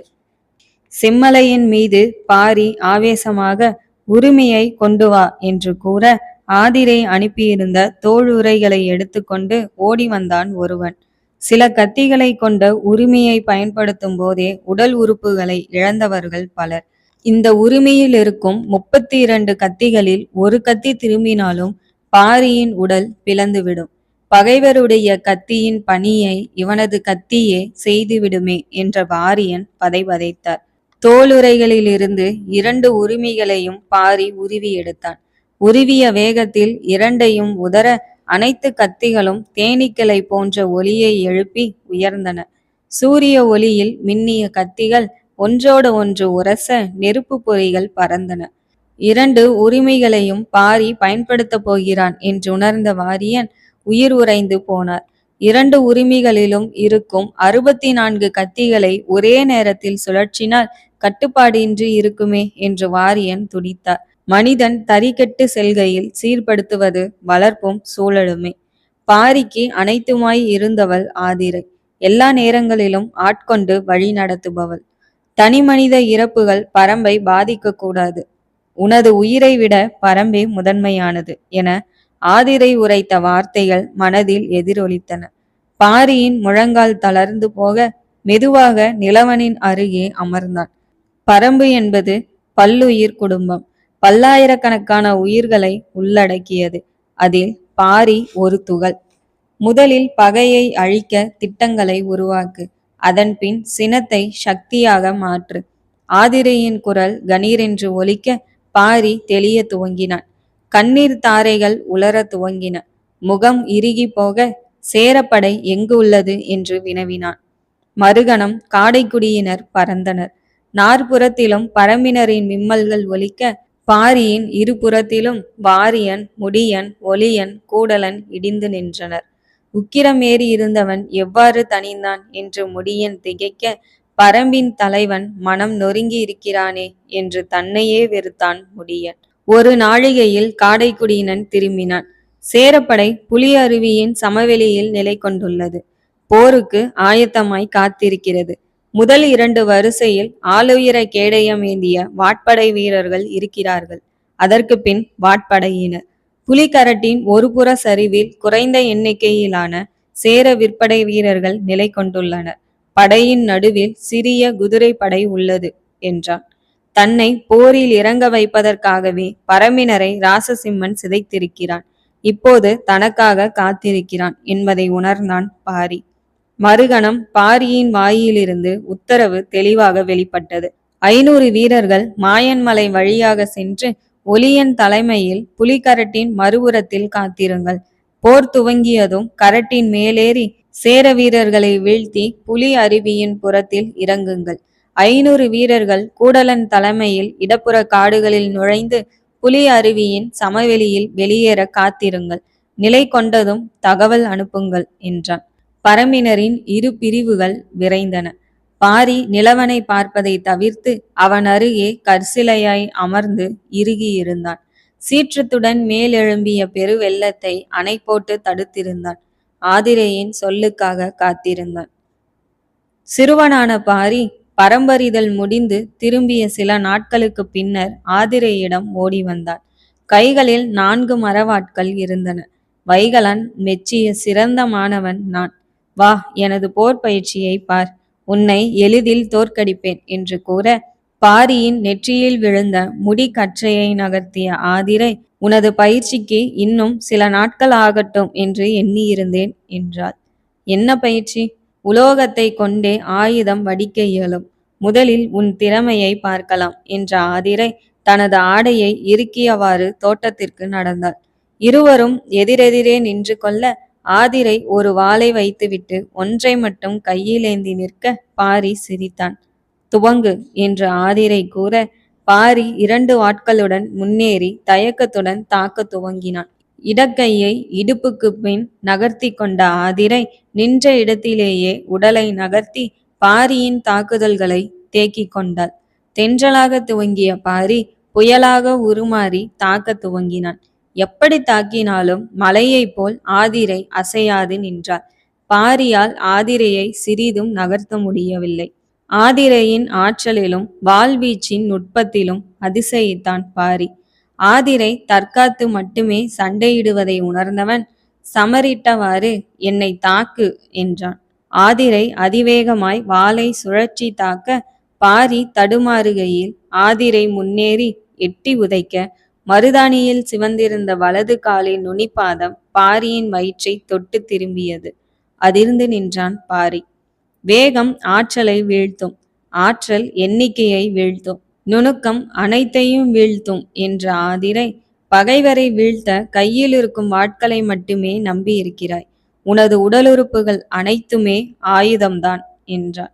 பாரியின் வாட்பயிற்சிகள் வெவ்வேறு பரிமாணங்களில் கிளைத்தது. பல பருவங்களுக்கு வளர துவங்கியது. ஆதிரை மண்ணில் சிலை செதுக்கும் ஆசான். பாரி எந்த உளியையும் தாங்கும் பாறை. பாறை வைரமாக துவங்கியது. ஒரு நாள் பயிற்சிக்காக ஆதிரை 2 கைப்பிடிகளில் 32 மெல்லிய துணிகள் கட்டப்பட்ட ஆயுதத்தை கொண்டு வந்தார். சுருட்கத்திகளைப் போல மெலிதாக கிழிக்கப்பட்டிருந்த துணிகள் கைப்பிடியில் இணைக்கப்பட்டிருந்தன.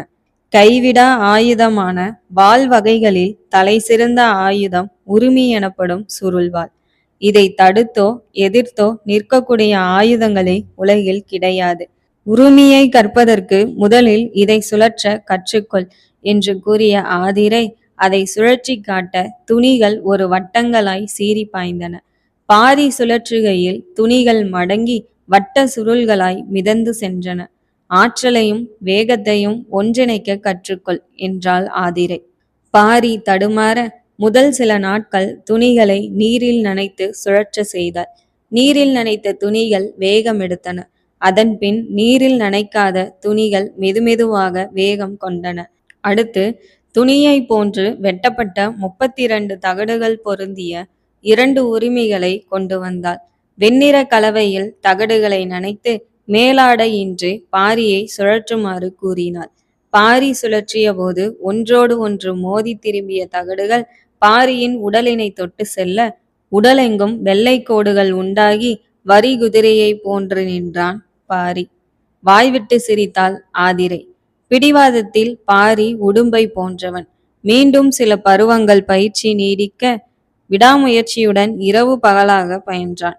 பாரியின் கரங்களில் உரிமைகள் வெறியாட துவங்க மிகுந்த மகிழ்வுடன் மாளிகையினுள் அமர்ந்திருந்த ஆதிரையிடம் ஓடி வந்தான். உரிமையை சுழற்ற கற்றுவிட்டேன் என்றான். உரிமையின் பயிற்சி இனிமேல்தான் உனக்கு துவங்கப் போகிறது என்று ஆதிரை கூற, அருகில் இருந்த பாரியின் தந்தை வேல்பருதி சிரித்தான். சற்று கருணையை காட்டு ஆதி, அவன் என் மகன் என்றான் பருதி கண்களில் குறும்பு மின்ன. நான் உனக்கே காட்டவில்லையே என்றாள் ஆதிரை, சிரிக்கும் விழிகளும் குழிவிழும் கன்னங்களுமாய். இருவரின் பார்வைகளும் ஒன்றை ஒன்று ஒரு கணம் கவ்வி விலக, நினைவுகளின் மதுரங்கள் பற்பல இடங்களுக்கு தாவி மகரந்தங்களை இழுத்து போட்டது. ஆதிரை முகம் சிவந்து விலகினாள். அருகே காய்ந்திருந்த முட்காடுகளுக்கு பாரியை ஆதிரை அழைத்து சென்றார். உரிமை என்பது திறந்த வெளியில் சுழற்றுவதற்காக உருவாக்கப்பட்டதல்ல. போரில் சுழற்றும் போது பகைவரின் வாட்களிலும் கேடயங்களிலும் பட்டு திரும்பி வரும். அதை எதிர்கொள்ள அறிந்திருப்பதுதான் மிக அவசியம் என்று ஆதிரை கூற, மீண்டும் வெண்ணிற கலவையில் உரிமையை நனைத்து உரிமையை சுழற்றினான் பாரி. மரத்தின் கிளைகளிலும் கொம்புகளிலும் பட்டு தகடுகள் திரும்ப பாரி மீண்டும் வரிகுதிரையாய் நின்றான். பல நாட்கள் உரிமையை சுழற்றியும் வெண்கோடுகளை தவிர்க்க இயலாமல் பாரி மனமுடைந்து அமர்ந்திருக்கையில் வேல்பருதி அருகில் வந்தமர்ந்தான். ஒரு கணத்தில் பாரியின் மனநிலையை புரிந்து கொண்டான். சுடர் பற்றி எரிய சில நேரங்களில் திரியை தூண்ட வேண்டியதன் அவசியத்தை உணர்ந்தவன்.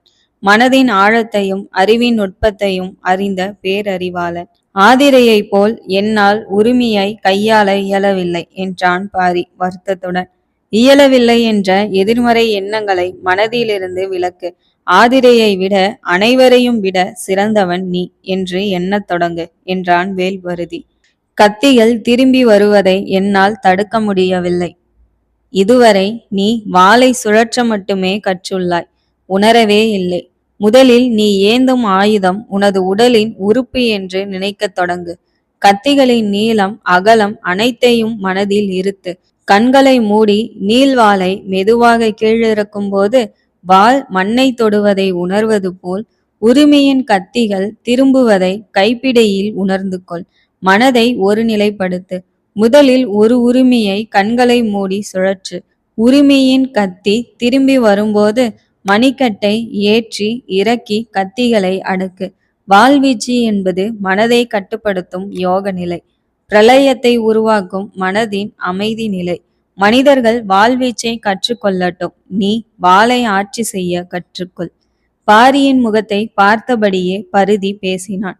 பாரியின் முகத்தில் தெளிவின்மையை கண்ட வேல்பரிதி எழுந்து தனது நீள்வாளை உருவினான்.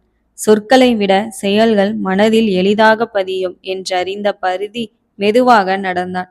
அவரை கொடிகள் பூக்களும் காய்களுமாய் படர்ந்திருந்த பந்தலில் நுழைந்தான்.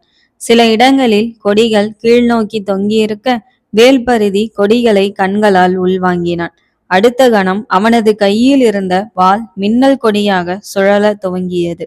ஒளிவீச்சை போன்று ஈடு இணையற்ற வேகத்தில் சுழன்ற வாள் வேல்பரிதியை சுற்றி வந்தது. காற்றை கிழித்து வாள் சீரிய வேகத்தில் கொடிகள் அசைந்தன. ஆனால் வாள் எந்த கொடியையும் தொடாமல் சுழன்றது. கொடியிருந்த இடத்தில் உள்மடக்கிய வாள் கொடியில்லாத இடத்தில் நீண்டு சென்றது. பந்தல் முழுதும் சுழன்றான் பரிதி. பரிதியின் வேகத்திலும் அதைவிட வாள் எந்த கொடியையும் தொடாமல் மடங்கி நீள்வதையும் கண்ட பாரி வியந்திருக்க திடீரென்று வேல்பரிதியின் கையில் இருந்த வாள் நழுவி சென்றது. பாரி அதிர்ந்து எழ ஒரு மிருகத்தின் ஓலம் புதர்களில் கேட்டது. பாரி பதற்றத்துடன் வேகமாக ஓடி சென்று பார்க்க செந்நாய் ஒன்றின் கழுத்தில் வாள் பாய்ந்திருந்தது. வாளை உருவிய பரிதி பசியில்லாத போதும் மற்ற மிருகங்களை கொல்லும் மிருகம் இது. அத்தகைய அழிவு சக்தி பரம்பில் இருக்கக்கூடாது. பரம்பின் தலைவன் எல்லா கணத்திலும் அவனை சுற்றி நிகழ்வதை உணர்ந்திருக்க வேண்டும் என்று கூறிவிட்டு, எப்போதும் உள்நோக்கி குவிந்திருக்கும் உனது சிந்தையை வெளிநோக்கி திருப்ப கற்றுக்கொள். பஞ்சபூதங்களும் உன் உடலில் வந்து குடியேறும் என்றான். மீண்டும் படிப்பினையை தொடர்ந்தான். உனது கைகளை வேகமாக சுழற்றும் போது அந்த கொடிகளை தொடாமல் மடக்கி சுழற்ற முடியும். அதே போன்று உனது வாளையும் உணர்ந்து கொள். வாள் உனது கைகளின் நீட்சி.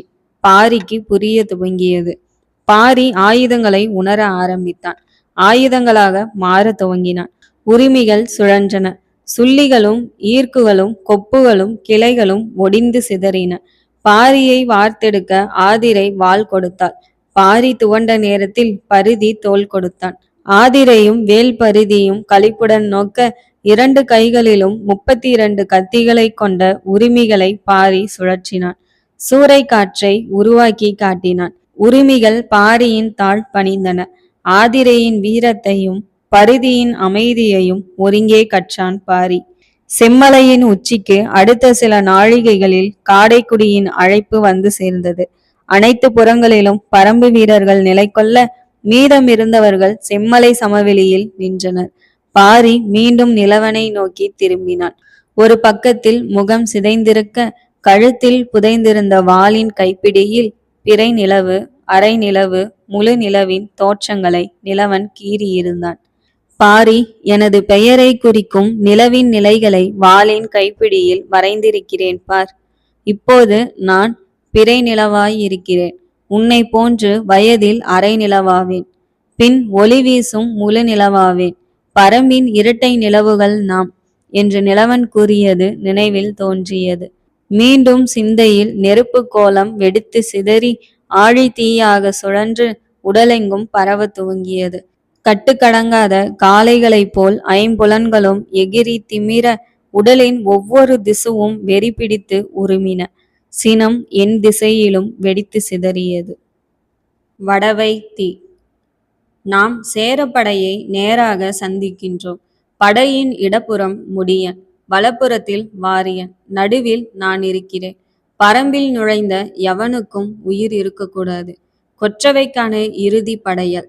குருதி ஆராய் ஓடட்டும். புறப்படுங்கள், போர் துவங்கட்டும் என்று பாரி உச்சக்குரலில் இறைய பரம்பினர் குரல் வெடிக்க கொங்கொலி எழுப்பினர்.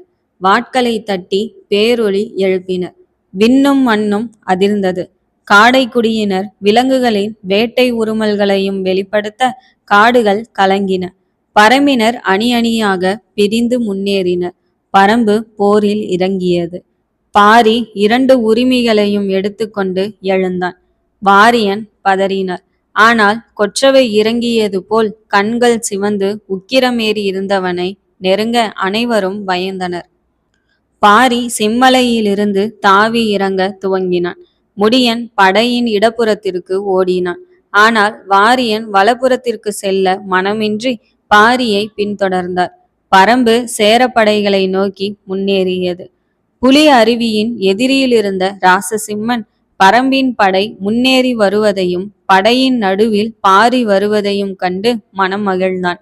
முன்னேறுங்கள் என்று சத்தமிட ஆயிரக்கணக்கான சேர வீரர்கள் பரம்பு வீரர்களை நோக்கி சென்றனர்.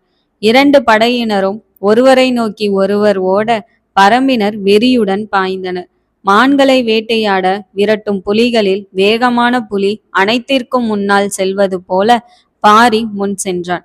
2 கைகளையும் பின்னோக்கி நீட்டியபடி பாரி ஓட கத்திகள் நிலத்தை உரசி புழுதி புயலையும் நெருப்பு பொறிகளையும் உருவாக்கி சென்றது.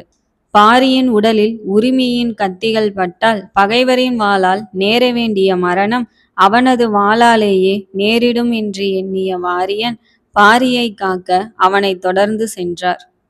பரம்பின் படை நெருங்கிய கணத்தில் சேரப்படை பரவலாக முன்னேறாமல் பாரியை நோக்கி குவிய சேரப்படையின் உத்தியை முடியன் கனப்பொழுதில் புரிந்து கொண்டான். அடுத்த கணம் அம்பு போன்று குவிந்த சேரப்படையை உடைக்க வலப்புறம் திரும்பினான். கூட்டமாக ஓடி வந்த சேர வீரர்கள் உரிமையின் ஆற்றலையோ அதை பிடித்திருந்த கைகளின் வேகத்தையோ உணராமல் இருந்தனர். உரிமையை பற்றியிருந்த பாரியின் கைகளின் 2 தலை தசைகள் திமிலை போல் திரண்டிருக்க நரம்புகள் புடைத்து குருதி நாளங்கள் விம்மியது. ஆவேசம் திமிரியது. வேகமாக முன்னேறிய பாரி ஆயிரக்கணக்கான வீரர்களின் ஊடே நுழைந்தான். அடுத்த கணத்தில் சூறாவளி உருவானது.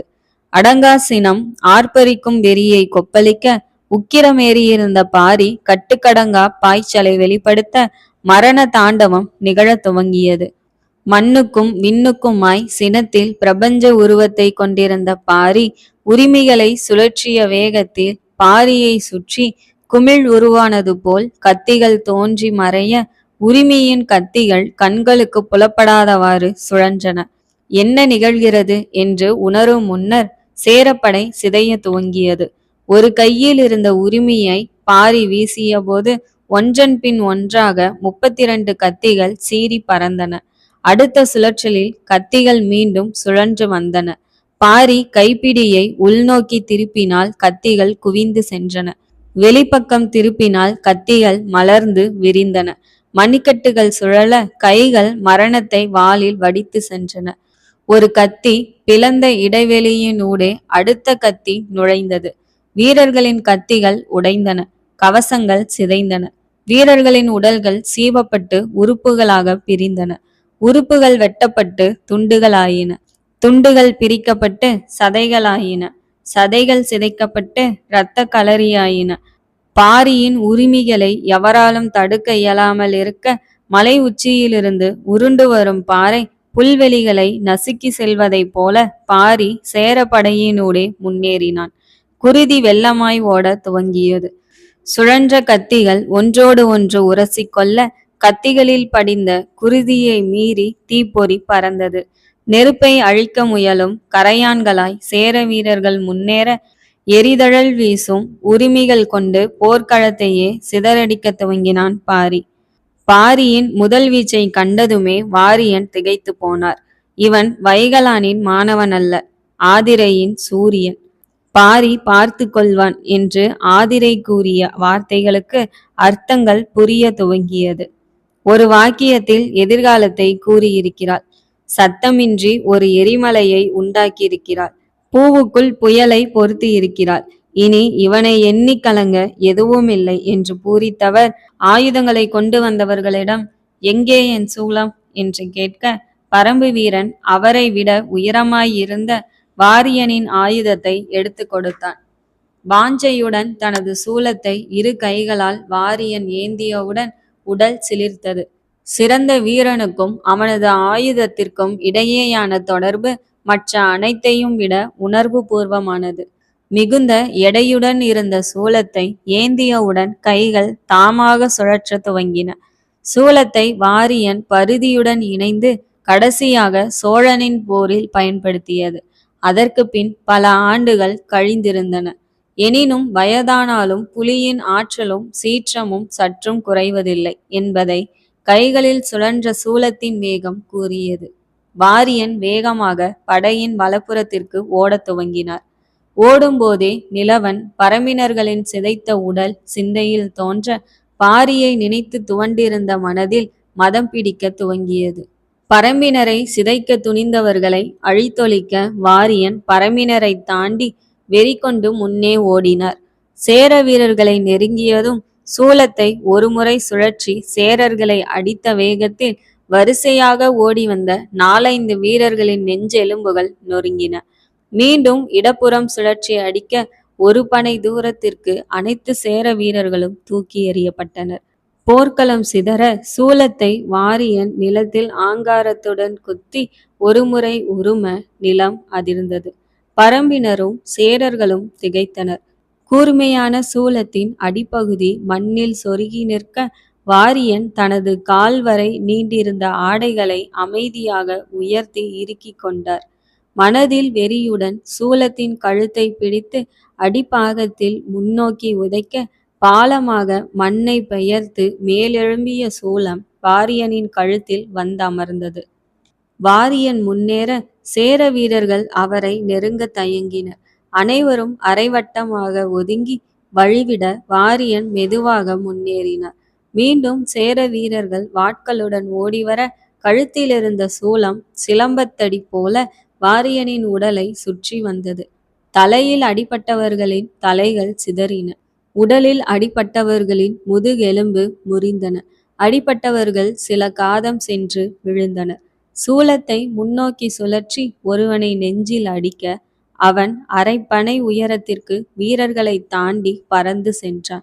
சூலத்தின் முனைகளில் சிக்கியவர்களின் உடல்கள் பாலம் பாலமாக பிளந்தன. அடுத்து நெருங்கிய ஒருவனின் வயிற்றில் சூலத்தை பாய்ச்சிய வாரியன் அவனை தலைக்கு மேல் உயர்த்தி தூக்கி எறிய மற்றவர்களின் மேல் சென்று விழுந்தான். வாரியன் நடந்தார். சூலத்தை உள்ளங்கையில் பற்றி அம்பு போல் வாரியன் முன்னோக்கி செலுத்த சீறி சென்ற சூலம் சேர வீரனின் வயிற்றில் பாய்ந்தது. சூலத்தை பற்றி வாரியன் பின்னோக்கி இழுக்க உள்ளங்கையின் வழியே பின்னோக்கி பாய்ந்த சூலத்தின் கூரிய முனை பின்புறத்தில் தாக்க வந்தவனின் வயிற்றில் பாய்ந்து முதுகில் வெளிவந்தது. சூலத்தை உருவியவர் 2 கைகளிலும் சூலத்தை பற்றி இடப்புறமும் வலப்புறமும் இருவரை அடித்து உருக்குலைத்தார். சூலத்தை ஒருமுறை ஆவேசத்துடன் வீச சுற்றி வந்த சூலம் வீரர்களின் தலைகளை செடிகளை உடைப்பது போல் உடைத்து சென்றது. வாரியன் நடந்தார். அடுத்து நெருங்கியவனை தலையில் அடித்து சரித்த வாரியன் அவனை எட்டி உதைக்க நிலத்தில் உருண்டு சென்று தொலைவில் விழுந்தான். வாரியன் உக்கிரத்துடன் நடக்க எவருக்கும் அவரை நெருங்க துணிவில்லாமல் பார்த்தவாறு இருந்தனர்.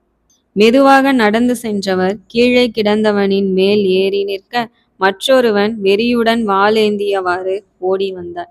நெருங்கியவனின் வயிற்றில் சூலத்தை சொருகிய வாரியன் அவனை தூக்கி நிறுத்த சூலத்தின் முனைகளில் சொருகப்பட்டிருந்தவனின் குருதியில் சூலத்திற்கு குருதியாட்டு துவங்கியது. மேலிருந்தவனின் அலறல் களமெங்கும் ஒலிக்க அந்த காட்சியை கண்ட ராசசிம்மன் அதிர்ந்தான். முடியன் வெறியுடன் சிரித்தான். சேர வீரர்கள் வாரியனை தவிர்த்து மற்ற பரம்பு வீரர்களை நோக்கி ஓடினர். புலிகரட்டின் மேலிருந்தவாறு சேர வீரர்கள் அம்பெய்து கொண்டிருக்க புலிகரட்டின் மறுபுறத்தின் வழியாக மேலேறிய ஒலியனும் பரம்பினரும் கரட்டின் உச்சியை அடைந்தனர். அடுத்த கணத்தில் பரம்பினர் திசைகளை அடக்கி ஆளும் திசையாக அடுக்கடுக்காய் அம்புகளை விடுக்க சேர விற்படை வீரர்கள் கரட்டின் மேலிருந்து உருண்டனர். கவின் ஆதனின் அம்பரா துணிகளை கொண்டு வந்த பரம்பினர் அவர்களின் அம்புகள் மூலம் சேரர்களை துளைத்து ஆறுதல் தேட முயன்றனர். ஒவ்வொரு சேர வீரனையும் பல அம்புகள் துளைத்து சென்றன. பரம்பு வீரர்கள் சிதைந்திருப்பதை பார்த்த கணத்தில் உயிர் துடித்த பரம்பினர் ஒவ்வொருவரும் சேர குருதியில் குளிக்க தீராவன்மம் கொண்டு அம்பெய்தவாறே கரட்டின் மேலிருந்து கீழிறங்க துவங்கினர். அதே நேரத்தில் இடப்புற காடுகளிலிருந்து கூடலன் தலைமையில் வெளிவந்த பரம்பினரும் பரம்பின் நாய்களும் சேர வீரர்களை தாக்க துவங்கின. குலத்தலைவனின் மனதை நொறுங்க செய்த சேரப்படையை கிழித்தெறிய கூடலனும் பரம்பினரும் சரம் சரமாய் அம்புகளை விடுத்தனர். காற்றை கிழித்துச் சென்ற அம்புகள் சேர வீரர்களை துளைக்க நாய்கள் அவர்களை கடித்து குதறின. பாரியின் வேகத்தில் சேர வீரர்களின் உறுப்புகள் வானுயர பறப்பதைக் கண்ட ராசசிம்மன் அதிர்ந்து போயிருக்க, குதிரைப்படையை கொன்றொழிக்க நினைத்த முடியன் தன்னுடன் இருந்த சூலூர் வீரர்களிடம் குதிரைப்படை வீரர்களை வீழ்த்த உத்தரவிட்டவுடன் தொலைநோக்கு அம்புகளை சரமாரியாக விடுத்த சூலூர் வீரர்கள் சில கணங்களில் குதிரைப்படையை வீழ்த்தினர்.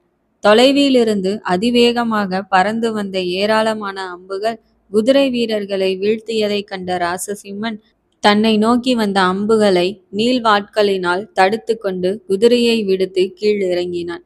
காட்டாற்று வெள்ளம் போல் இடமும் வளமுமாய் வளைந்து பாரி சென்று கொண்டே இருக்க, செல்லும் இடமெல்லாம் வீரர்களின் உறுப்புகளும் குருதியும் சிதறின. சேர வீரர்களின் உடல்களிலிருந்து பீச்சி அடித்த குருதியில் பாரி முழுதும் நனைந்திருந்தான். பகைவரை அழித்தொழிக்க வந்த செந்நிற வேங்கையாய் உருமாறியிருந்தான். பாரியின் உக்கிரத்தை பார்த்த சேரர்கள் பாரியின் அருகில் செல்லவே நடுங்கினர். பாரியை தவிர்த்து அருகில் முன்னேறி கொண்டிருந்த முடியனை நோக்கி சென்றனர். வாரியன் மதயானையைப் போல் எவரையும் நெருங்க விடாது போர் புரிய, முடியனின் வாள் பாம்பு கொத்துவதைப் போன்று ஒவ்வொருவரின் உடலிலும் சொருகி வெளிவந்தது. நேரத்தை வீணாக்காது வீரர்களின் கழுத்திலும் நெஞ்சிலும் வாளை சொருகி வெளியெடுத்து முன்னேறியவாறே இருந்தான். அருகில் நெருங்கியவர்களின் உடல்கள் துண்டாடப்பட்டன. கைகளில் இரு வாட்களை ஏந்தி சக்கரமாய் சுழன்று கொண்டிருந்தான். பாரி இடிந்து போய் அமர்ந்திருந்ததைக் கண்டு உலகை வெறுத்தவன் முடியன். பாரியை அந்நிலைக்கு தள்ளிய அனைத்து சேரர்களையும் கொடூரமாக வெட்டி எறிந்து அடையாளம் கண்டறிய இயலாதவாறு சிதைத்து கொண்டிருந்தான். ஒரு கண்ணில் பாரியை பார்த்து கொண்டு மறு கண்ணில் சேர வீரர்களை கொன்றொழித்து கொண்டிருந்தான். பரம்பினர் அனைத்து புறங்களிலும் சூழ சேர வீரர்களின் எண்ணிக்கை குறைய துவங்கியது. பாரியை நோக்கி முன்னேறிய ராசசிம்மன் சுருள் வாட்களுடன் புயலாய் வருபவனைக் கண்டு அதிர்ந்தான். பாரியை எப்படி அணுகுவது என்று திகைத்து கையில் இருந்த இரு வாட்களுடன் மெதுவாக பின்வாங்கினான். பாரியை சூழ்ந்த சேர வீரர்கள் அனைவரும் சிதைக்கப்பட, உரிமையை சுழற்றும் வேகத்தை குறைத்த பாரி ராசசிம்மனை கண்டான். அடுத்த கணம் கோபத்திலும் வெறுப்பிலும் பாரியின் கண்களில் பொறி பறந்தது. வெறியுடன் பாரி உரிமையை சுழற்றியபடி முன்னேற ராசசிம்மன் பின்னேறினான். உரிமைக்கு பயந்து ராசசிம்மன் பின்னேறுவதை கண்ட பாரி உரிமைகளை கீழே எறிந்தான். பாரியின் ஆயுதங்களை தாங்கி வந்த பரம்பு வீரன் ஓடிவர அவன் கையில் இருந்து தனது நீள்வாளை வாங்கினான். நீள்வாளை வலது கையில் ஒரு முறை சுழற்றிய பாரி ராசசிம்மனை நோக்கி சென்றான். பார்வைகளின் மோதலில் மனதில் மின்னல்கள் வெடித்தன. அரங்கூர் ஆயுதம். ஒளிவெளியும் இருள்வெளியும் நெருங்குவதைப் போல பாரியும் ராசசிம்மனும் நெருங்கினர். பாரி உரிமையை கைவிட்டு நீள்வாளை கை கொள்வதைக் கண்டு உளம் நிறைந்த ராசசிம்மன் இரண்டு நீட்வாட்களையும் ஆவேசத்துடன் மோதினான். வாட்களை சுழற்றி காற்றில் பேரொலி எழுப்பி பாரியின் விழிகளில் அச்சத்தை தேடினான். அச்சத்தை கடந்தவனின் விழிகள் அச்சுறுத்துவதாக இருந்தன. ராசசிம்மன் அவனது வாழ்வீச்சில் மிகுந்த செருக்குடன் இருப்பதை பாரி உணர்ந்தான். முதலில் அதை நொறுக்க முடிவு செய்தான். பகைவனை ஏமாற்றும் உத்தியை மீண்டும் செயல்படுத்த எண்ணிய ராசசிம்மன் மெதுவாக முன்னேறினான். பாரியை நெருங்கிய கணத்தில் திடீரென்று நெருப்பை போன்று பாரியை நோக்கி முன்னேற, அவனை விட வேகமாய் முன்னேறிய பாரி ராசசிம்மனின் மணிக்கட்டுகளை பற்றினான். ராசசிம்மன் அதிர்ந்து பாரியின் பிடியிலிருந்து கையை உருவ முயல தனது வலது முழங்கையை மடக்கி உயர்த்திய பாரி ராசசிம்மனின் கன்னத்தில் வெடிக்க, இடி விழுந்தது போல ராசசிம்மன் கலங்கி போனான். மீண்டும் இடது முழங்கையை உயர்த்தி ராசசிம்மனின் மற்றொரு கன்னத்திலும் இடித்த பாரி கையை விடுத்து எட்டி உதைக்க ராசசிம்மன் பறந்து போய் விழுந்தான். ராசசிம்மன் எழுவதற்கு பாரி காத்திருந்தான். சமாளித்து எழுந்த ராசசிம்மனுக்கு தலை நொறுங்கி போனதை போன்றிருக்க, நீண்ட மூச்சிழுத்து தன்னை மீட்டெடுத்தான். இம்முறை பாரியை எச்சரிக்கையுடன் அணுகினான். நெருங்கிய கணத்தில் இரு வாட்களாலும் தாக்க பாரி தனது நீள்வாளால் தாக்கினான். ராசசிம்மன் மின்னலாய் இரண்டு வாட்களையும் சுழற்ற தனது வாளை உடலை விட்டு அதிகம் விலக்காமல் சிறிய அசைவுகளின் மூலம் பாரி தாக்கி போர் புரிந்தான். பாரி எளிதாக வாட்களை தடுப்பதைக் கண்டு வெறியேறிய ராசசிம்மன் மேலும் வேகத்தை அதிகரிக்க பாரி தடுத்தும் தாக்கியும் போர் புரிந்தான். தாக்கியவாறு முன்னேறிய ராசசிம்மன் திடீரென்று குனிந்து பாரியின் காலை வெட்ட முயற்சிக்க காலை பின்னிழுத்து முன்னால் வளைந்த பாரி வாளை வீச ராசசிம்மனின் முகத்தை சிதைத்து வெளிவந்தது வாள். துடித்து போனான் ராசசிம்மன். பாரி தனது கழுத்தை அறுக்காமல் வேண்டுமென்றே தனது கன்னத்தை சிதைத்திருப்பதை உணர்ந்தவனுக்கு நிலவனின் முகத்தை சிதைத்தது மனதில் தோன்றி மறைந்தது. தன்னை சிறிது சிறிதாக சிதைக்க நினைக்கிறான் பாரி என்பதை உணர்ந்து கொண்டான். அதை தனக்கு சாதகமாக மாற்ற முடியுமா என யோசித்தான். இருவரும் போரிட பாரியின் வாள் வலக்கையிலும் இடக்கையிலும் மாறி மாறி மாயங்கள் செய்தது. ஒருமுறை வலக்கையில் சுழன்ற வாள் திடீரென இடக்கையில் இருந்து வெளிவந்தது. எப்போது எந்த கையிலிருந்து வாள் வெளிப்படுகிறது என்று புரியாது திகைத்த ராசசிம்மன் தற்காத்து போர் புரிந்தான். உலகிலேயே தலை சிறந்த வாழ்வீரன் என்று ராசசிம்மன் நினைத்திருந்ததை பாரி தவிடுபொடியாக்க மனதளவில் ராசசிம்மன் நொறுங்கி போனான். மணிக்கட்டிலேயே நீள்வாளை இருபுறமும் சுழற்றும் பாரியின் உத்தியில் ராசசிம்மன் தடுமாறிய கணத்தில் முன்னேறிய பாரி ராசசிம்மனை மீண்டும் எட்டி உதைத்தான். ராசசிம்மன் மீண்டும் தள்ளி போய் விழுந்தான். பாரி காத்திருந்தான். ராசசிம்மன் மெதுவாக எழ முன்னேறிய பாரி இடது முழங்காலை மடக்கி வானில் எகிரினான். அடுத்த கணம் இடக்காலை கீழிறக்கி வலக்கால் முட்டியை உயர்த்தி ராசசிம்மனின் தாடையில் வெடித்தான். தாடையில் அடிப்பட்ட வேகத்தில் மண்ணிலிருந்து எழும்பி பின்னோக்கி சென்று விழுந்தான் ராசசிம்மன். ராசசிம்மன் தட்டு தடுமாறி எழ அவன் தாடை எலும்புகள் முற்றிலும் நொறுங்கி பற்கள் கொட்டின. உடலின் வலியிலும் மனதின் துயரிலும் வெறிபிடித்த ராசசிம்மன் வேகமாக முன்னேறி வலது கை வாளை உயர்த்தி பாரியின் கழுத்தை நோக்கி வீச பாரியின் வாள் உயர்ந்து ராசசிம்மனின் வாளை தாக்கியது. அதே கணத்தில் ராசசிம்மன் இடக்கை வாளை பாரியின் நெஞ்சில் பாய்ச்ச முயல மேலிருந்த பாரியின் வாள் மணிக்கட்டிலேயே அரைவட்டமாய் சுழன்று கீழிறங்கி ராசசிம்மனின் இடக்கை மணிக்கட்டை வெட்டி தள்ளியது. ராசசிம்மன் சில நொடிகளுக்கு பின்னரே இடக்கையில் குருதி பீச்சி அடிப்பதையும் மணிக்கட்டுடன் வெட்டப்பட்டிருப்பதையும் உணர்ந்தான். ராசசிம்மன் அதிர்ந்து பின்னேற மீண்டும் சுழன்ற பாரியின் வாள் ராசசிம்மனின் வலக்கை மணிக்கட்டுடன் வெட்டி தள்ளியது. இரு கைகளையும் மணிக்கட்டுடன் இழந்த ராசசிம்மன் தடுமாற முன்னேறிய பாரி ஒரே வீச்சில் அவனது தலையை சரித்துவிட்டு நடந்தான். பாரி வேகமாக முன்னேற பரம்பினர் இரண்டாக பிரிந்து வழி ஏற்படுத்தினர். சேரப்படையில் எஞ்சியவர்கள் சிறு குழுவாய் பரம்பினருடன் போரிட்டு கொண்டிருக்க பாரி ஆவேசமாக அவர்களை நோக்கி நடந்தான். பாரியை கண்ட கணத்தில் பரம்பு வீரர்கள் செம்மாஞ்சேரலுடன் சேர வீரர்களிடமும் போரிடுவதை நிறுத்தினர். கொற்றவைக்கு பலி கொடுக்கும் நீர் சேவலை போல செம்மாஞ்சேரலை பாரிக்கு விட்டு கொடுத்து பரம்பினர் அனைவரும் விலகினர். சுற்றிலும் பார்த்து திகைத்த சேர வீரர்கள் சிறிது தயக்கத்திற்கு பின் பாரியை நோக்கி சென்றனர். தனது உடலை இடதும் வலதும் ஒதுக்கி அனைவரையும் ஒரே வீச்சில் வெட்டி வீசியபடி தொடர்ந்து முன்னேறினான். அனைவரும் விலகுவதை கண்ட செம்மாஞ்சேரல் அதிர்ச்சியுடன் சுற்றிலும் பார்க்க உடலெங்கும் குருதியாட்டு நடந்திருந்த பாரி நிலம் அதிர உக்கிரத்துடன் நடந்து வருவதை கவனித்தான். தனது படை முற்றிலும் அழிக்கப்பட்டு விட்டதை உணர்ந்த செம்மாஞ்சேரலுக்கு விராட நாட்டு மன்னன் தனியாய் நின்றது நினைவுக்கு வந்தது. போரை பறி கொடுத்தாலும் பாரியை வீழ்த்திவிட வேண்டும் என்று எண்ணியவாறு பாரியை நோக்கி நடந்தான். செங்குருதியில் நனைந்த பாரியை செம்மாஞ்சேரல் பார்க்க காடுகளையும் பரம்பையும் அழிக்க எண்ணிய செம்மாஞ்சேரலை பாரி பார்த்தான். பல்லாயிரக்கணக்கான வீரர்களின் பேரழிவுக்கு காரணமான செம்மாஞ்சேரலை கண்டவுடன் பாரியின் மனம் வெறுப்பை உமிழ்ந்தது. ராசசிம்மன் வீழ்ந்திருப்பான் என்பதை செம்மாஞ்சேரலால் சற்றும் நம்ப முடியவில்லை. ஏமாற்றத்தை புறந்தள்ளியவன் பாரியை நெருங்கி தாக்க துவங்கினான். போரிட துவங்கியதுமே சேரவேந்தனுக்கு பாரியின் ஆற்றல் தெரிந்தது. ஒவ்வொரு வாழ்வீச்சும் இடியின் ஆற்றலை தாங்கி மின்னலாக வந்தது. கொற்றவையின் உக்கிரமேறியிருந்த பாரி சில கணங்களையும் வீணாக்க மனமின்றி வேகமாக மோதினான். பாரியின் உத்தியை செம்மாஞ்சேரல் கணிக்க முயல வரையறுக்க முடியாமல் இருந்தான் பாரி. வரையறை இல்லாமல் இருந்தான். இருவரும் சுழன்றவாறு வேகமாக போரிட துவங்கினர். சேரவேந்தன் வேகமாக பாரியின் வலப்புறத்தில் தாக்க பாரியின் வாள் உயர்ந்து சேரனின் வாளை தாக்கிய கணத்தில் சீறி சென்று இடப்புற மார்பை கிழித்து சென்றது. செம்மாஞ்சேரல் அதிர்ந்து பின்வாங்கினான்.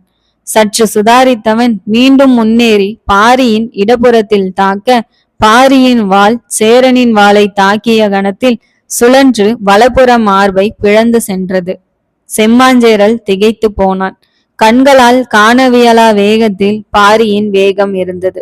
மீண்டும் செம்மாஞ்சேரல் முன்னேறி தாக்க அவனின் ஒவ்வொரு தாக்குதலையும் தடுத்து கொண்டு சேரனின் உடலில் கோடுகளை வரைந்தான் பாரி.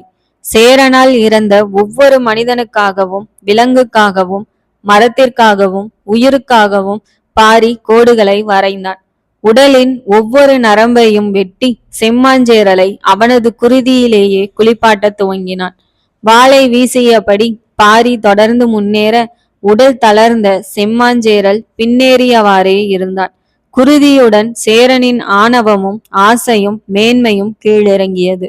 ஒரு நொடியில் முன்னேறிய பாரி வாளை வீசி செம்மாஞ்சேரலின் தலையை சரித்தான். வாளை எறிந்த பாரி நடந்து செல்ல வாரியன் முடியனுடன் அனைவரும் அமைதியாக பின்தொடர்ந்தனர். புலி அருவியின் நீரில் இறங்கிய பாரி நடந்து சென்று மேலிருந்து விழும் அருவி நீரில் நிற்க கண்களில் நீர் பெருக துவங்கியது. உள்ளம் தசை மூடிய தணல் குழம்பாய் குமுறியது. பாறையின் மேல் கைகளை வைத்து பாரி கதற இரைச்சலுடன் கீழிறங்கிய குளிர்ந்த நீர் பாரியை தழுவியது. பாரியின் உணர்வுகளை புரிந்து கொண்ட பரம்பினரின் கண்களிலும் கண்ணீர் அருவியாய் கொட்டியது. காற்று வருடிய கொதிநீராய் உள்ளத்தின் குமுறல் மெல்ல அடங்க விழிக்கிணறுகள் வற்றிவிட பாரி அருவியிலிருந்து வெளியே வந்தான். பாசமிகு அண்ணனாய் போர் புரிந்தவன் மீண்டும் பரம்பின் தலைவனாய் செம்மலையை நோக்கி நடக்க பரம்பினர் துவண்ட மனதுடன் பின்தொடர்ந்தனர். பாரி செம்மலையின் உச்சியை அடைந்ததும் நிலவனின் உடலை கையில் ஏந்தி கொண்டு கொடியூரை நோக்கி நடக்க துவங்கினான். முடியன் இளங்கீரனை சுமந்து கொள்ள பரம்பினர் கனத்த மனதுடன் நடக்க துவங்கினர். இறந்த காலம் என்பது எதிர்காலத்தின் வழிகாட்டி. வாழ்வென்பது இக்கணம் மட்டுமே. உள்ளங்களற்ற தோல் சிற்பங்களாய் காடுகளை கடந்து சென்றனர். பரம்பினர் போரை வென்று திரும்புவதை அறிந்த முதியவர்களும் பெண்களும் குழந்தைகளும் கொற்றவை களத்தை சுத்தப்படுத்தினர். சிலையை மலர் மாலைகளால் நிறைத்தனர். குங்குமத்தையும் மஞ்சளையும் களமெங்கும் தெளித்தனர். கண்ணீரை புறந்தள்ளி செந்நீரை கரைத்தனர். காய்ந்த விறகுகளை களத்தின் நடுவில் குவித்து வைத்தனர். பெருவெள்ளமாய் கரைபுரண்டு வந்த காரிருள் குறிஞ்சியை விழுங்குகையில் தீப்பந்தங்களின் ஒளியை கட்டவிழ்த்தனர். இரவின் 2ஆம் சாமம் முடிகையில் பாரியும் மற்றவர்களும் களத்தை நெருங்க தொண்டக பறையும் முருகியையும் கொண்டு கொட்டொலி எழுப்பினர். குரலெனும் வில் முடிந்து ஒலி அம்புகளை நானேற்றி திசைகளை துளைத்தனர். ஒலிகளின் கிளைகளே இன்றி ஆடத் துவங்கினர்.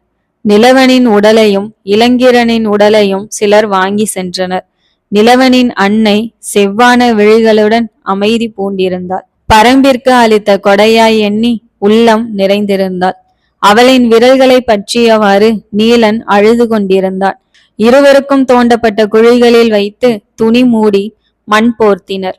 வாளையும் தேனையும் வழித்துணையாய் வைத்தனர். பாரி பாறையில் அமர செந்நீரை ஊற்றி அவனுடைய உக்கிரத்தை தணித்தனர். விலங்குகளையும் பறவைகளையும் பலியிட்டு கொற்றவையின் பசி தீர்த்தனர். குவித்து வைத்த விறகுகளை பற்ற வைத்ததும் மலையிலிருந்து வெளிச்சக்கொடி வான் எழுந்தது. இரவெனும் கன்னி அணிந்த ஒளி மலராய் கொற்றவை களம் துலங்கியது.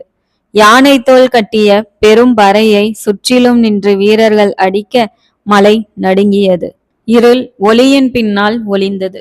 பரம்பினர் இசை கருவிகளை முழக்கி பாடத் துவங்கினர். ஒளி துளிகள் ஒற்றை சரடில் இணைந்து அருவியாய் ஆர்ப்பரிக்க பரம்பு குரலெடுத்து பாடத் துவங்கியது. அன்புருவானவன் அருந்தவ புதல்வன், ஆதிரை மைந்தன் பகைக்கு அருளும் ஈடெல்லா தலைவன். ஆழியின் ஆழம் அறிந்தவருண்டு அகிலத்தில், பாரியின் கருணைக்கு ஆழம் கண்டவர் இல்லை பாரினிலே. பல்லுயிரின் காப்பாளன், பார்ப்போற்றும் பண்பாளன், கடம்பனை காத்த கருணை உருவானவன். நிலவனுக்கு அன்பில் தாயுருவானவன், ராசசிம்மனை வீழ்த்தியதில் உக்கிரமானவன். பேராசையுடையோன் செம்மாஞ்சேரலை அழித்ததில் வீர உருவானவன். பாணர் வேடமணிந்தோரை இசையால் கண்டுணர்ந்தாய், மின்னலாய் தாக்கி வெண்தலை கூலியை வீழ்த்தினாய்.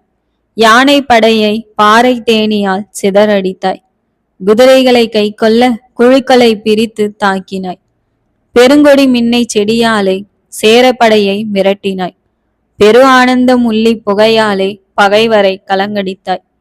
மலை மலசர் குலம் கொண்டு பாதைகளை மாற்றினாய், நெருப்பு அம்புகளால் வானவில் உருவாக்கினாய். ஈட்டியின் துணை கொண்டு யானையை சரித்தாய், காட்டு பன்றிகளை ஏவி சேரப்படையை கலங்கடித்தாய். சக்தியை ஏற்றி இறக்கி யுக்தியை மாற்றி மிரட்டி, உரிமையை சுழற்றி விரட்டி பகையை அடக்கி ஒடுக்கினாய். நெருப்பு தாழ்பணியும் நீரிடம், நீர் உருவாகும் காற்றிடம், காற்று மயங்கி நிற்கும் நிலத்திடம், நிலம் பணிந்து நிற்கும் வானிடம். ஐம்பூதங்களும் தாழ்பணியும் எம் பாரியிடம், ஐம்பூதங்களும் தாழ்பணியும் எம் பாரியிடம்.